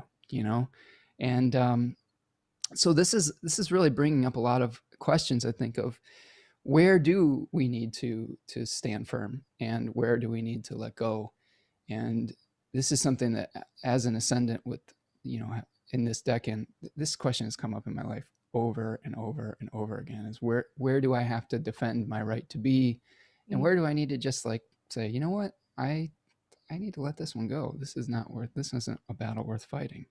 And again, my living this tendency, uh, my first reaction is, I'm gonna fight with every inch of my being, like, uh, and it's hard to get over that sometimes. And I would say that with the opposition to Jupiter and Saturn, that's going to be really important that we temper that impulse around this period of time. So starting off on the 15th, Claire, we have a square between the sun and the moon. So this is our last quarter moon here. What do you got for us with this last quarter moon? Oh, goodness. Or first quarter, last quarter? Actually, First not quarter. much. First quarter. Sorry, I misspoke. It's the first quarter. Yeah, I mean, Moon in Scorpio generally is dealing with a feeling of some kind, feeling things deeply, and those feelings might make your presentation pivot a little bit. So if you're going to be wearing your heart on your sleeve, I mean, the energies are that here of pride and maybe strategy. Yeah. So I guess yeah, I don't know. I don't really have much for this. But it is opposite Uranus. So there's almost like a Yeah. T-square thing happening there a little bit. Yeah. Moon is going to be pinging Uranus into it, which not really sure what I think about that. What do you think about that? Well, if we get the moon all the way into this third decan here, one of the things that comes up with that decan is the Seven of Cups, where all these temptations are being presented to us. And we're really, I think that decan is really about uh, resisting the I don't know, the bad habits that we may fall into. Mm. So I guess one of the notes I had with this is maybe having the courage to leave a bad habit behind around this period of time, right? Really fighting for returning something to the earth and saying, okay, this is a fermentation composting time. I need to eliminate this. And quarter moons are always some kind of crisis. The first quarter usually is a physical crisis, and the last quarter is some kind of inner existential crisis. So I just think that there may be some theme about leaving something behind at this moon quarter, and that's gonna. I bring up the moon quarter phases because that is really going to be the background and the canvas that these next aspects are going to be painted upon as we move forward through August. We also have, interestingly enough, on this point, this is something I'm still learning about, and I wonder if you have any additional insights on this. The Mercury is at the bends. Are you familiar with that? Yeah, I guess I've listened a lot to Sam Reynolds' Yeah. work on the nodal bendings. And it does, I mean, when I look at it in natal charts, I haven't looked at it much with transits, but Mhm. with natal charts, I see things. So it's kind of, for me, I guess I interpret it as, again, I always say change, pivot, having to engage with a problem with a square, and it's Mercury engaging in whatever question there is of the life path, moving from the kind of, if we're going to go that route of looking at the nodes as having a directionality to it, where we're kind of going from the south node to the north node, how is Mercury involved in that process? If we're trying to kind of move more of our focus to more Gemini things, or more of that house theme in our chart, and less of the south node, or in the south node kind of preserving the essential things that we want. It's not that you can't have stuff in the south node. It's not that the south node, those characteristics should not be. I just think that it's like, keep it essential, keep it to the essentials. Yeah. And then Mercury kind of inputting on, yeah, that's how I look at that. But it's still pretty nebulous for me, as Yeah, you it's can like tell. it's a crossroads, right? It's a Yeah. I tend to think of it as a choice. It's like, are we going to lean into the Gemini North Node or the Sagittarian South Node? And in this case, Mercury is going to start moving towards that South Node. Mhm. So I think that this may be about moving, really getting that Virgo energy of whittling down options, because that North Node in Gemini is expanding our possibilities, maybe even to the point of paralysis. Mhm. And that first decan of Sagittarius is all about speed, action, putting things into motion. So I think that this may be getting rid of some of the options to take a movement forward and take a step forward. And this is really going to match up well with the Mercury Mars conjunction that's going to be happening a few days later. Before we get to that, though, there's some other cool things happening. Um, Thanks for everyone for Virgoing out with us. Like, we're really getting into the nitty gritties here. Yeah, it's definitely we're really embodying that. But I wouldn't have it any other way. I wouldn't And either. like, Well, now it'd be good too if we're trying to cut things away that potentially are going to get in our way. Yeah, get out the hedge trimmers over in Virgo with Mercury and Mars. That feels like hedge trimmer for conjunction. sure. And we have a certain crowd in this that comes to these live streams, and I've gotten some feedback that there are people that definitely appreciate the detailed analysis Nice. that we do here. So I wouldn't feel super bad about that. And I've probably alienated everyone else who isn't into it. So, so it's all good. We found our crew, our Virgo-ish crew here. Lisa says they love it. Yes, with her Virgo Saturn ascendant there. So on the 16th here, we've got Venus gaining a whole bunch of dignity here with its movement into Libra. So what is Venus going to bestow upon us with this movement out of Virgo and into Libra? Oh, diplomacy, diplomacy. Yeah. Now we have our PR person on the Yeah, team. right. So our manners return, our Yeah, gracefulness, right? Our the ability bedside to, manner. yeah, I think that this is a great way of the difference I think between Venus in Libra and Venus in Taurus is I think Taurus is all about creating inner peace and inner harmony and within the body. And Venus in Libra and Libra in general is trying to bring that same peacefulness to external social conditions. So there's probably going to be a greater focus on how do we communicate with people and how do we bring consensus within our communities rather than just with like picking every detail to death and things like that. So I'm looking forward to this transit here. This is really an improvement in dignity. We've got, if you notice, we've got Sun in its own domicile in Leo, Mercury in its own domicile, and exaltation in Virgo, and then Venus enters her domicile. So pretty cool with Saturn also in a domicile. So Mhm. these planets are functioning as kind of pure essences right now. So I think that maybe you can confirm this or think about what you think about this. Do you think a planet, Claire, is kind of giving just its own expression when it gets to that domicile? Do you see what I'm saying? Yeah, when a planet's in rulership, I think of it as just being very effective at doing what it that planet does. Yeah. So Venus is good at Venusing, Mars is good at Marsing when it's in its sign, Mercury is good at Mercurying. Yes. Yeah. Totally. Okay. On the 17th, an interesting thing happens. So I'm going to clear this. And I've been studying this a little bit more lately. But Mercury is going to be emerging from under the beams and emerging as the evening star. This is called the evening rise of Mercury when it is direct here. So Mercury has come back from Olympus, and something is becoming visible again. And I found in my studies, and I'm wondering if you're seeing anything similar with this. That these are just really important moments for every planet that is making that emergence from the beams. Hmm. I agree. Yeah. I mean, if Virgo isn't such a quiet sign normally, I might even use the word megaphone, but Yeah. I don't know if it's a megaphone here. But they're using their outside voice now. Yeah, I'd say just really pay attention to messages that you receive. Mercury is going to be making a conjunction with Mars a day later.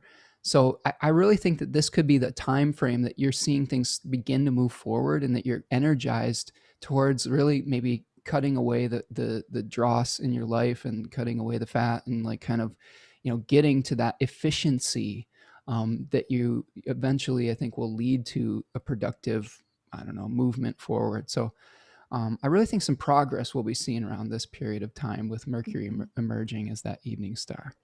Mhm. Okay. Any other things with the Mercury Mars?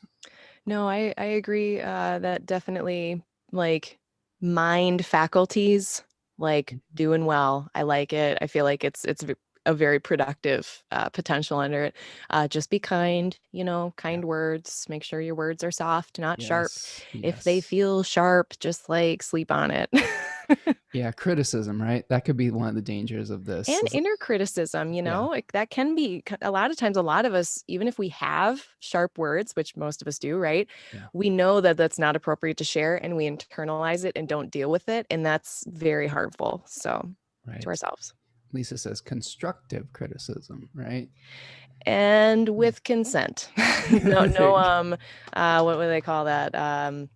Unsolicited opinions. Yeah. Thank There you you. go. I like that. Yeah. Yeah. Ask if they want feedback, because a lot of times people don't, and that can get you into a sticky situation. 99.9% of the time, people don't. They don't. They Yeah. don't. I'm just like sad about it because I always have an opinion on something. Oh, if you're like that, I'm a billion bajillion times that. Oh, Jesus. Okay. Well, Oh that looks boy. like a fun one. I'll just keep my Yes. nose to the There grindstone you that go. day. How about that? Perfect. Perfect. Um, on the 19th, we have a couple things happening. Our friend Uranus is going to be stationing retrograde, and we're going to be seeing the sun making an opposition to Jupiter. So, any thoughts on this combination that we've got going on here? Yeah, I mean, anytime I see the sun and Jupiter, I think about like confidence, and I think, I know it's an opposition, but it's Jupiter, so that's happy, that's helpful, that's fortunate. But too much of a good thing potentially, like overextending yourself, feeling like you can take on the world, but just making sure that you actually can, and not only just now, but like 6 months from now, right? Yeah. As far as Uranus coming in there, going retrograde, T-squaring this by sign, like if there are sudden, I don't know, sudden changes in that part of your life, wherever Taurus is, um, just be careful what you say yes to, because Yeah. whatever you say yes to with Saturn there as well. So, like, I feel like Saturn is no and Jupiter is yes, kind of very just vaguely, generally. Yeah. If you say yes to something, it may be a lot of work, right? Yeah. Um, so, Totally. yeah. Yeah, and Corey's pointing out that Mercury became visible, or is becoming visible, near the exalted degree of Mercury. So Oh, that wow. that's neat. Yeah, Mercury is Cool. exalted at, I believe, at like 15 degrees of Virgo. So really strong Mercury vibes going on at that point. Tanya says, asking, do you want to vent or do you want feedback? Spencer, in all caps. I knew I was going to get roasted in this. Yeah. Oh man, I got one of those too. I have one of those too. He's a scientist. He's a fixer. He fixes things. So And yes, and in my defense, I always want to be helpful, and yeah. I think that's what the impulse behind it. But yes, it is important to know the appropriate timing of that, and consent, exactly like you said, is a really, I think that's a really great way to frame it, um, because that's something I really hadn't thought about. Mhm. I don't always ask for criticism, consent. It's just I offer it figured up. it out embarrassingly late in my medical career. So Yeah, that's my humbling. You shared a humbling story, and that's my humbling story. I spent years not asking people for consent, even though they were in the pharmacy in front of me at my counter, and like one would think there's like an assumed consent because they're standing in front of me. yeah, Even then, even then, yep. like I still think it's good to ask. And like it always, this is just like a life tip. Now I'm just being a dad. Yeah, Like every single conversation you have in your whole life is going to go better if you just ask first. Like totally, every single totally. one. Corey is asking, is this phasis? Am I spelling it correctly? Yeah, Corey, that is phasis. So the moment when a planet emerges from the beams of the sun is called a moment of phasis, or an omen that speaks. So these are omens that are speaking a lot louder than the planet may normally speak. And yeah, the spelling of phasis is Phasis for this particular version of that. Um, you've got Fossis, like almost like a Fossbender. But you solicited my opinion on that, so I can correct that one. So hopefully that will be helpful. Um, Tanya says Virgo loves to help. Mercury is going to be analyzing all the burners with Mars right there. Okay. All right, let's keep going. We're going to get through this, Claire. Honey, you're So, fine. okay, we're good. Yeah, we're good. One last point on the Sun Jupiter opposition I want to make is this could be, especially with the Sun on that fixed star Alphard. Alphard, being the heart of this Hydra, can be really ruthless and passionate. So there could be an excess of maybe ego energy, arrogance, pride, or humility, especially when you're trying to untie a karmic knot, which is some of the significations of Jupiter in the third decan of Aquarius.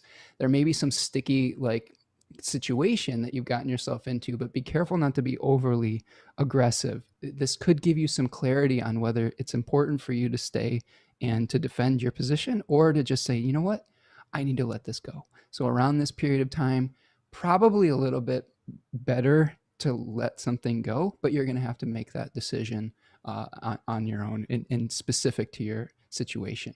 Mm-hmm. Okay, on the 20th, we have Mercury making a trine to Uranus right here at about 14 degrees of Virgo and Taurus. Some good ideas come up with Mercury-Uranus stuff, right? Especially with Yeah. Mercury in Virgo. Mm-hmm. Yeah, that Flashes of seems like insight. very crafty. Yeah, pay attention to any, like, lightning bolt ideas that come up around this period of time.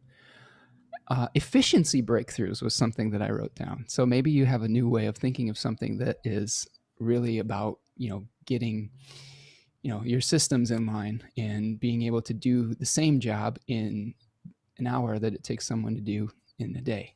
So, all right. Moving forward to the Sun, moving into the first decan of Virgo. So we're seeing a shift here. Before that happens, we do have a full moon on the 22nd, with the opposition of the moon and the sun at those final degrees of Aquarius. This is the second full moon we've had in Aquarius. What are you seeing here, Claire? I like this one better than the last one. It's true. Yeah, because I feel like the last one we just had the moon right snuggled up next to Saturn, and now this one we got the moon snuggled up right next to Jupiter, which I like much better. And then Yes. we have Venus trining Saturn from Boom. Libra, who I feel like is also adding a bit, she's informing Saturn, who's ruling over this moon, which I also like. So, in general, if there was like a problem at the last lunation or the last full moon that kind of showed itself, or a limitation. So for instance, I kind of had my own like physical, like, oh yeah, I feel old. I can't do these certain things this way anymore. Now we're seeing more opportunities, solutions. And if it's more interpersonal or large group of people related or large system design related, Venus, I feel like, is kind of giving her input of like the needs and desires of actual real people and what people need to feel safe. And like you were saying, feel that peace and harmony that is wanting to be externally given out in Libra. So yeah, it feels positive to me. It feels like a nice culmination of things. Yeah, I like this full moon, this lunation better too, because the last one we had Mars with the sun. Mm. The moon was really close to Saturn. At least now we have one of the malefics that is off uh, the lunation and not aspecting it. Like you said, Jupiter's really close, and we got that beautiful overcoming aspect from Venus to Saturn, which really, this could be a point where we're really ready to commit to something too, Mm. where we're really ready to say, hey, you know what? I really am interested in this for the long haul, and let's take some action on this and move forward and try to sustain something over time with that enduring quality of Venus and Saturn being Mm-hmm. trined. Okay. So now the sun's going to be moving into Virgo 1, and we talked a little bit about that energy being related to the Eight of Pentacles, where we see a figure working on their craft. So this may be really, we're shifting from that solar type of focus to a mercurial focus. And I like this because Mercury is in its own domicile. It's going to be co-present with the sun.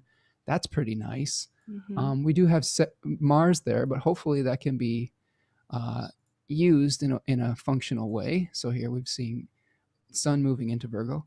What happens on this day, the 22nd? And 22nd is of course a master number in numerology. Is the Sun's going to be conjoining the fixed star Regulus on this day, because Regulus is now moved forward into Virgo instead of being in the last degrees of Leo. Regulus is a really interesting fixed star, Claire. Mm-hmm. So are you familiar with like the four royal fixed stars? A little, little very bit? babyish. I Yeah. mean, I know Regulus is the heart of the lion, Yes. right? And then you got is Spica one, and Hmm. then is Fomalhaut one? So we've got Regulus, so they're related to the fixed signs. So we've got Oh, okay. Regulus for Leo and the constellation. We've got Fomalhaut, which was the That's Pisces. That's not then. right back in the day before precession happened. Those constellations were in the fixed sign. So Fomalhaut actually used to be conjoined with the fixed star Aquarius in the winter solstice, and Regulus was the summer solstice with the Got it. Leo.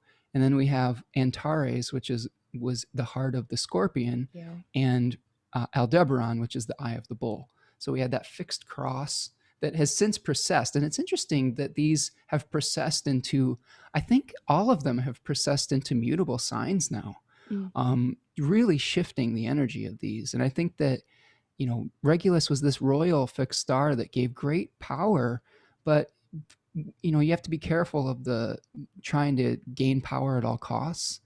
And it's almost one interesting thing, and I love your feedback on this, is thinking about the shift from the most royal of royal fixed stars being in that sign of the maiden now, the virgin of Virgo, instead of in Leo, and how that may, how does that shift our perspective of what power really is? Yeah, I mean, the motives certainly feel different. The motivations underlying the seeking of power or the cultivation of power. I guess Yeah. maybe cultivate is a good word for Virgo, and well, maybe not a good word, but agricultural. But yeah, motives. Because in the Pisces Virgo axes, there's humility there. Hmm. There's an understanding of impermanence or lack thereof. So it just feels like it feels like a juxtaposition to me. Well, and also, what comes to mind is thinking that power comes really from our skill now, instead of just from being bestowed upon Yeah, with, like, divine privilege, I love that. right? That sounds like perfect. Yeah, Yeah, that's been something that's been kicking around in my brain a little bit with I that like that. shift. Also on the 22nd, we have a Mars Uranus trine at 14 degrees of Virgo and Taurus. What do you got for me there? Well, hopefully. I mean, I know you just said something about an efficiency breakthrough, but perhaps Yeah, this is an effort breakthrough. there you Maybe go. it's a disruption in our efforts, but it is a trine. Yeah, So happy disruption, happy accidents, hopefully. yeah. Yeah, and this is really fascinating because, this is another point where we have another planet going into a condition of phasis. Mm. Because at the same time, Mars is going under the beams of the sun. So around the 22nd and 23rd, Mars is going to disappear under the beams of the sun at 15 degrees Virgo, which is called its heliacal setting. This is interesting because I've been doing some examinations on heliacal rising and setting of outer planets like Mars, Jupiter, and Saturn. Mhm. Really important stuff in the collective happens.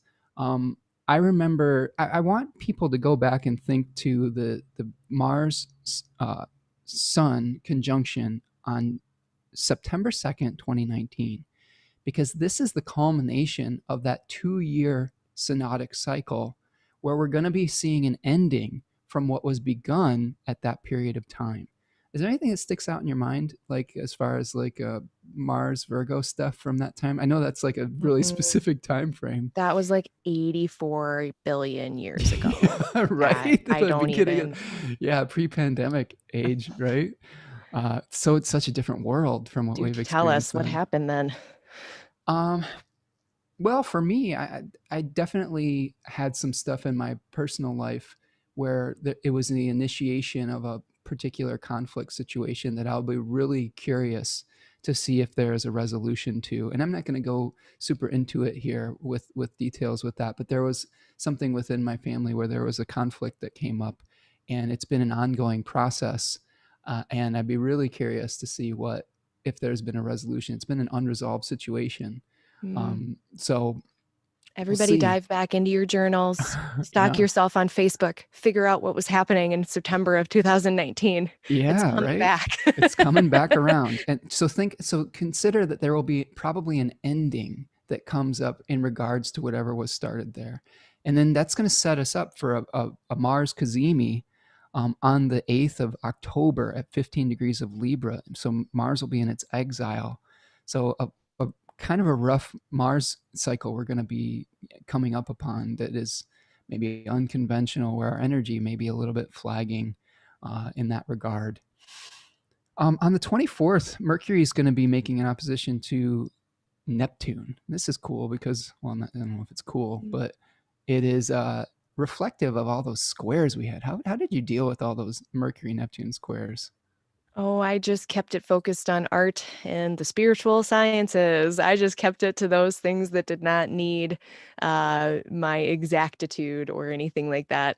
Yeah, I was like, those are the days I'll do some choreography because it just felt yeah, very physical and active and problem solving for artistic reasons. But yeah, for this, I mean, I don't know, clean your altar. Uh, just clean your altar. But yeah, I feel like the margin of error idea is back, just, trying to balance details versus big picture. definitely, What's the definitely. meaning of it? Yeah, yeah, exactly. Like try to pull out and see where your vision is heading, where, like it's kind of like changing the focal point of the lens. That was something I talked about in my Deccan workshop a lot, is what lens and how do we focus? And we have to put on different lenses every once in a while to get different information. So, I love um, that. okay. And the 26th, Mercury is then going to make a trine to Pluto. So Mercury is going through that same journey uh, that Venus went through recently, right? Hmm. So we've got the opposition to Neptune and then a trine to Pluto. So maybe some penetrating insights, some thoughts that need to be unclog the mental toilet, like, Yeah, I mean, Neptune and Pluto don't give a shit about your ego. So this is like a surrender. This feels like a surrender. So like we're yeah, being asked to let go of something. And it's probably yes, a little bit brainy because Mercury. ideas, definitely. Yep.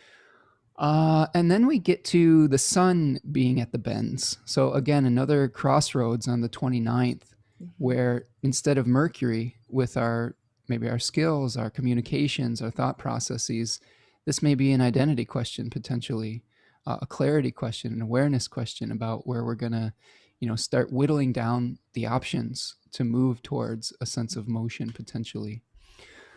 And the last thing I have, as far as aspects go, is that on the 30th, Mercury leaves its domicile and moves into Libra finally. Mm. Um, what do you think about Mercury and Libra? What are we going to be focusing on there?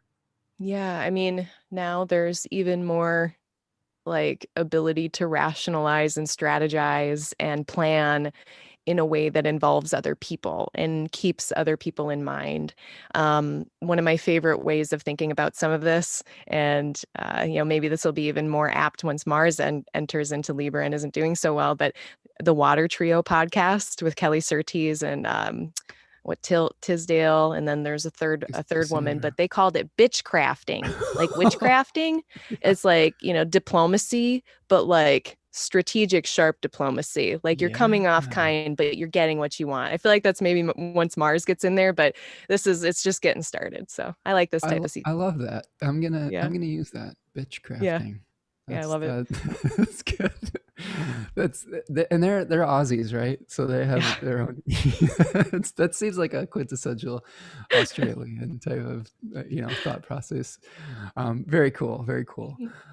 So we did it. We got through the month here, right? Wow, we did it. That was awesome, Claire. Yeah. Thank you Thanks. so much for that. That Thank was a you. quite a deep dive. I hope that that was helpful for people and that people will be able to kind of engage throughout the month and maybe come back to this because we really did go through a lot of detailed stuff that I think that if you're engaging with it in real time in the future, it might give you some more insight.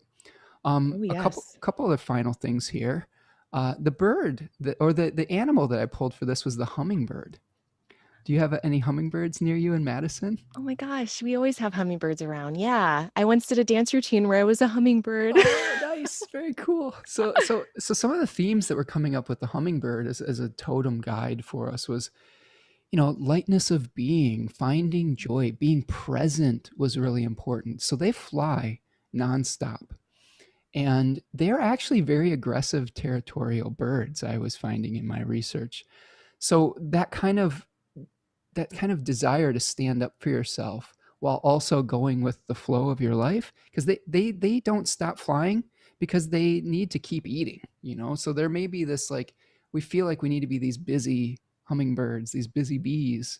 And I think it's about a balance between staying present in the moment, not burning yourself out, stopping to smell the little flowers every once in a while, but also, if you need to stand your ground, if you need to say, this is who I am, even if it's, I need to leave the past behind, and I don't owe you an apology. Like we go back to the Simone Biles thing. Her standing her ground was saying, this isn't right for me right now. Mhm. See you later. I'm leaving. So that kind of brings it a little bit full circle on some level. I didn't see a hummingbird until I was like 20 years old. Like Are you I kidding me? no, Oh I my just, God. I was like, do they even exist? Are they real? And I had this really cool experience. I actually went on a bird census with some friends at the college I was at in Michigan.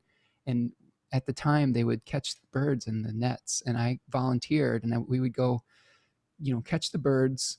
We had to untangle them, which is a Mhm. little bit like, looking back on it, I hope they didn't get hurt, but we would tag them and then release them. And I got to hold a hummingbird in my Oh my hand, like that we had a hummingbird in the in the net, and Wow. it's like a really interesting experience. So really Aw. beautiful kind of thing. And then the last thing, I always do an I-Ching reading to give people kind of the vibe of the month. And at this point, I got hexagram number 28, which is called critical mass.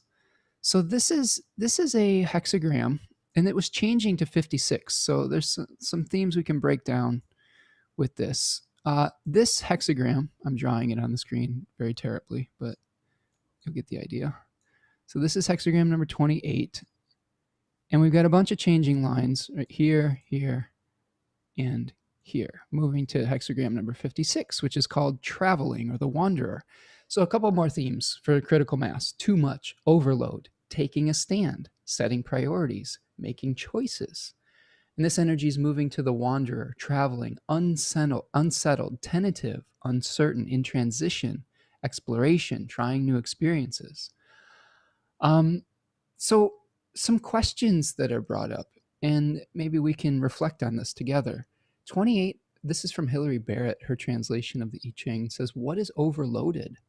What have you outgrown? What must you do? Right? And then 56 says, what do you bring with you into each new situation? Like the Seven of Swords, potentially. What are you going to bring with you from the past? And what does this place ask of you? So, how can we bring this into the energy of the astrology we've seen in August, Claire? What do you think? How can we put that Mhm. into perspective? Well, if you have too much of something, you usually have to let some of that go. Yeah. And if it's outgrown, like you say, then when we let go of it, whatever comes into that void space will be better, right? Or hopefully more in line with what we want to do. That's how I feel about that first chunk. Yeah, I think so. We're trying to, with all that Virgo energy that's coming in, we're really trying to, just be discriminatory about what we're going to keep in our lives and what we're going to just return to time and move forward from. Now, here's some interesting things with the changing lines that'll bring that into play. Line 2 says, withered willow sprouts new branches. An old man takes a young wife. This is beneficial. So, Mm. hope and possibility of renewal, maybe from something with the past. Partnering with fellow beginners, having beginner mind, I think was part of the things that came up. Maybe an unorthodox alliance, the return of hope. But this is interesting because it's contrasted by line 5 that says, withered willow puts forth flowers. An old woman takes a young husband. So the Mm. opposite is true, where it says no blame or no praise. Now, this is where some of the challenges of an older document that may have been written in times where there was probably certain gender roles and expectations. But Mhm. one of the things that they talked about with that was a fruitless attempt at renewal, Mm. because the old woman was, they were trying, if they coupled, Hmm. she wasn't able to produce children, and that was like kind of what they considered like the creative process. Hmm. So they talk a little bit about assessing a situation realistically, Hmm. and getting into the point where, is this thing that you're moving forward towards um, Fruitful. fruitful? Yeah, can it really bear fruit? Yeah, I mean that's Right. really No, the I mean, despite the gender stuff with yeah, that, if you can just like look at what they're saying yeah, archetypally, it's like a willow blossom coming from a withered whatever. They're comparing this barren woman essentially to that because she's older and she's done having right, children.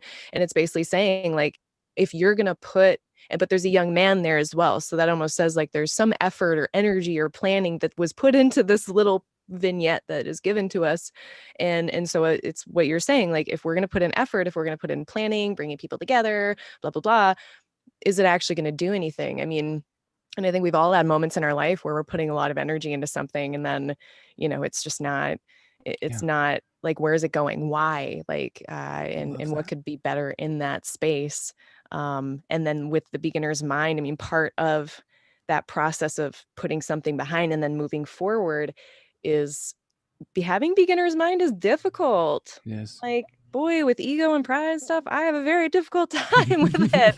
Yeah, Yeah, it's hard, especially if you've been really good at something and you've been an expert right. at something, and then you have to be with like it's good. Like that's good for you to be with people who are students as well, and for you to be the student sometimes. Mhm. Yeah, being the vagabond traveler, just like learning stuff again. Yeah. This is Yeah. what I love about uh, Capricorn suns. Like, so my daughter is a Capricorn sun, and I'm sure that you've had this experience too as a Capricorn sun. Is Capricorns are not afraid of like starting at the bottom and working their way up to the top. You know what I'm saying? I've seen her go through that process a number of times. Like Yeah, I've done recently, that a she lot. just committed to learning how to play basketball. And she's like, I've never played basketball, but I want to do this and I want to play for my high school team. And That's I awesome. see her out there every day, like grinding, That's and great. that's that beginner mind. And she did it with swimming. She's done it with all these things. And like I said, you're doing that now with a new career, like that Mhm. you left a career where you were an expert, and you've become over time an expert in this to start this new career and build this again. That's such a fascinating journey to witness, and appreciate that the Mhm. Capricorn people in your life, because they are, man, I just marvel at that energy and We that have our willing. way. Yeah, exactly. There's a toughness to it that I really, there's a bravery to that type Mm. of thing. So good for all of you for sure. One Thanks. more changing line. So I love that you're talking about the dichotomy between these two, and asking yourself the question: is it worth it to put this energy in, or is it not? Is it going to be fruitful or not? Line 6 says, passing through the water, it goes over one's head, misfortune, but no blame. So this is about getting in over your head with that Sun Jupiter opposition, like you were talking about. Mm. Um, but there may be great sacrifices necessary if you really want to do this. That's what it was saying. This is something you really want to choose, there's going to be a lot of work. It's like, I've told my daughter this. You sure you want to play varsity basketball your senior year after never playing organized basketball? And she's like, yes. I'm like, Oh okay. wow, that's the stakes. I didn't realize those Yeah. were the stakes. That's so Capricorn. It's like Right. I'm a little late, but I'm Yep. here and I'll catch up. It'll be fine. Exactly. Exactly. And it's in her blood though, because I played varsity basketball my senior year without playing any organized You're basketball. So, kidding. I've done it, and it's hard. It's really hard. Um, but I have faith in her, and I Mhm. think that, yeah, like you said, willing to do the crazy amount of work that it would take to do that. Mhm. Like you playing catch up. That's another. Is that a Capricorn thing? Like playing catch up, like the late arriver. I mean, in general, Saturnian things in a chart is Yeah, just like late blooming and it's fine. totally, So I love telling totally. people, you're not late, you're right on There you time. go. Perfect, perfect. But yeah, saying, is the sacrifice really worth it? Is all these hours and hours invested? And I try to remind her right now, because her and I have gone through this together with swimming, and I sort of turned into a crazy Virgo person. Uh, Hopefully I've learned from that, Mm. and say, you know what, it's a journey. It's not about, not becoming an Olympian. It's like the point of this is learning that we can go from beginner mind and go through the process and show up every day for whatever results are going to happen. Because at this point, who knows what happens with COVID? There may not even be a basketball season. Do you know what I'm saying? Knock on wood. I hope, for her sake, I hope there is, because Right. it's a no-cut sport at her high school. And if she wants to play, she'll play, But at the same time, like, what it's given me, and I've discussed this with Tanya, is a way to connect with her, like a father-daughter activity that we can do together, that we don't have to argue about. It's just, let's share the love of this together. And that alone is worth it, regardless of what happens outside of that. So Absolutely. I think that's about being in the moment, right? And saying, no attachment to outcomes. There you go. That's what this month is about. Go through the process. Don't get attached to the outcome. Appreciate that journey while still keeping your eye on where you want to go, because that is important to have that motivation, but don't get obsessed with it, and I think that's really going to lead us, I think, to where we want to be. Yeah, no, it sounds good. All right. Wow. Claire, you're really, do you use the I-Ching? Because you got some good insight with that. No, I've never seen it. There's some lines and some numbers. Yeah. Whoop, whoop. Yeah. And just to finish off with that 56, I mean, traveling is really about, not knowing all the answers. They really were talking about visiting a foreign land and really having the type of respect for the place that you're in, that is because it's unfamiliar. Like, there's a warning story in that hexagram about a leader of a tribe that visited a land and did a dance for the king there, but he like was too sexy and like got his wife like really like hot and bothered, and then that person was like really upset and like executed all the people and stuff. So don't do a sexy dance for somebody. Oh my God. It's just like having flashbacks right now. I once did I'm a pole dancer sometimes. I do dance. I'm a burlesque dancer. I'm a teacher of dance and things. And I did a Harley Davidson rally. Yeah. And the wives didn't know I was going to, I don't think they told the wives I was going to, or any of us were going to be there. And it was a nightmare. Yeah. And I was that person. You were the wanderer. You were the traveler. You had to respect the customs of where you're at. Like, I think that's important when we're traveling, because we're more vulnerable, because we don't have, the types of things that we can rely on. We don't have familiarity to rely on when we're in those new situations. So that would be my advice on that. So I'm just like great advice. Yeah. Can we go through just a little end of the chat here and see if there's anything? Yeah, I just have to be at a going away party at 3 p.m. my time. Okay. So like, that's it. Right. So we're almost done here, folks. You've stuck with us this long. Thank you for that. And this is like the astrology podcast length. We're getting to that territory. Because you shaved your head. There you go. I'm getting in touch with my inner Chris Brennan here, Okay, so let me see if there's any questions. We got some really great comments. I'm going to kind of whittle through here so that we can respect Claire's time and let her go on her way. Casey Jones says, hummingbirds are very special to me. I saved one years ago, and it was a spiritual experience. Then it hopped on my friend's yarrow stem bundle for I-Ching, bringing me that good yarrow medicine. Yeah, in the I-Ching, they tossed coins, but also these yarrow sticks to get the hexagrams. Tanya says, my plan is to channel my inner hummingbird and eat half my weight in nectar each day to live my best sugar-hyped life. Oh, no. I'm going to have to deal with the fallout of that. Venus rules sweetness, so this is a great animal for this time. Yes. Okay. Looking to see if there's any questions. Sherilyn said that a hummingbird feels like a message from my mom, who sent to me recently after she passed away. Well, I'm sorry, Sherilyn, to hear that happens, but it's nice to get little messages from spirit when that's happening. And Tarya says, we will always stick with you. Like, thank you, Tarya, for sticking with us this long. So this was fantastic, Claire. Thank you so much for joining me today. Thank you, all of you in the audience. I just want to give you some heads up here. But first, Claire, remind us again of the events that you have coming up and where we can find you and your services. Yeah, absolutely. Thank you. So in general, events every Tuesday on Instagram Live, I do an hour of very casual discussion about astrology, and I just kind of blab if people don't ask me questions. And then once a month, I do virtual astrology club. Sign up is on Instagram, aligninglightastrology.com for my website. I'm Aligning Light Astrology on all of the platforms. And then on 8/8 in August. It's a Sunday, new moon and Leo workshop with me and Tristan Sky, who's another astrologer. So you can sign up for that on my website. Nice. And I'm a fan of office hours, although I come and play a little bit of a Hermes trickster You're my role. heckler. I come and heckle Claire at her office hours and just like try to bring some comic relief and put her on the spot. Just a little No, mischief, it's good for me. but it's all with love. I think that I again, know. with our Midwestern background, this is something that my California partner doesn't get because it's not part of the culture. But chop busting is like sort of Oh, endearment. I grew up with two older brothers, so this is my life. This is why I'm a good sport, they say. It's because, yeah, welcome to my whole life. Totally. And so thank you so much for being here today, Claire. And I just want to say for everyone out there that if you're a fan of Claire, please go support her, book a reading, show up to office hours, show up to the events that she has coming up.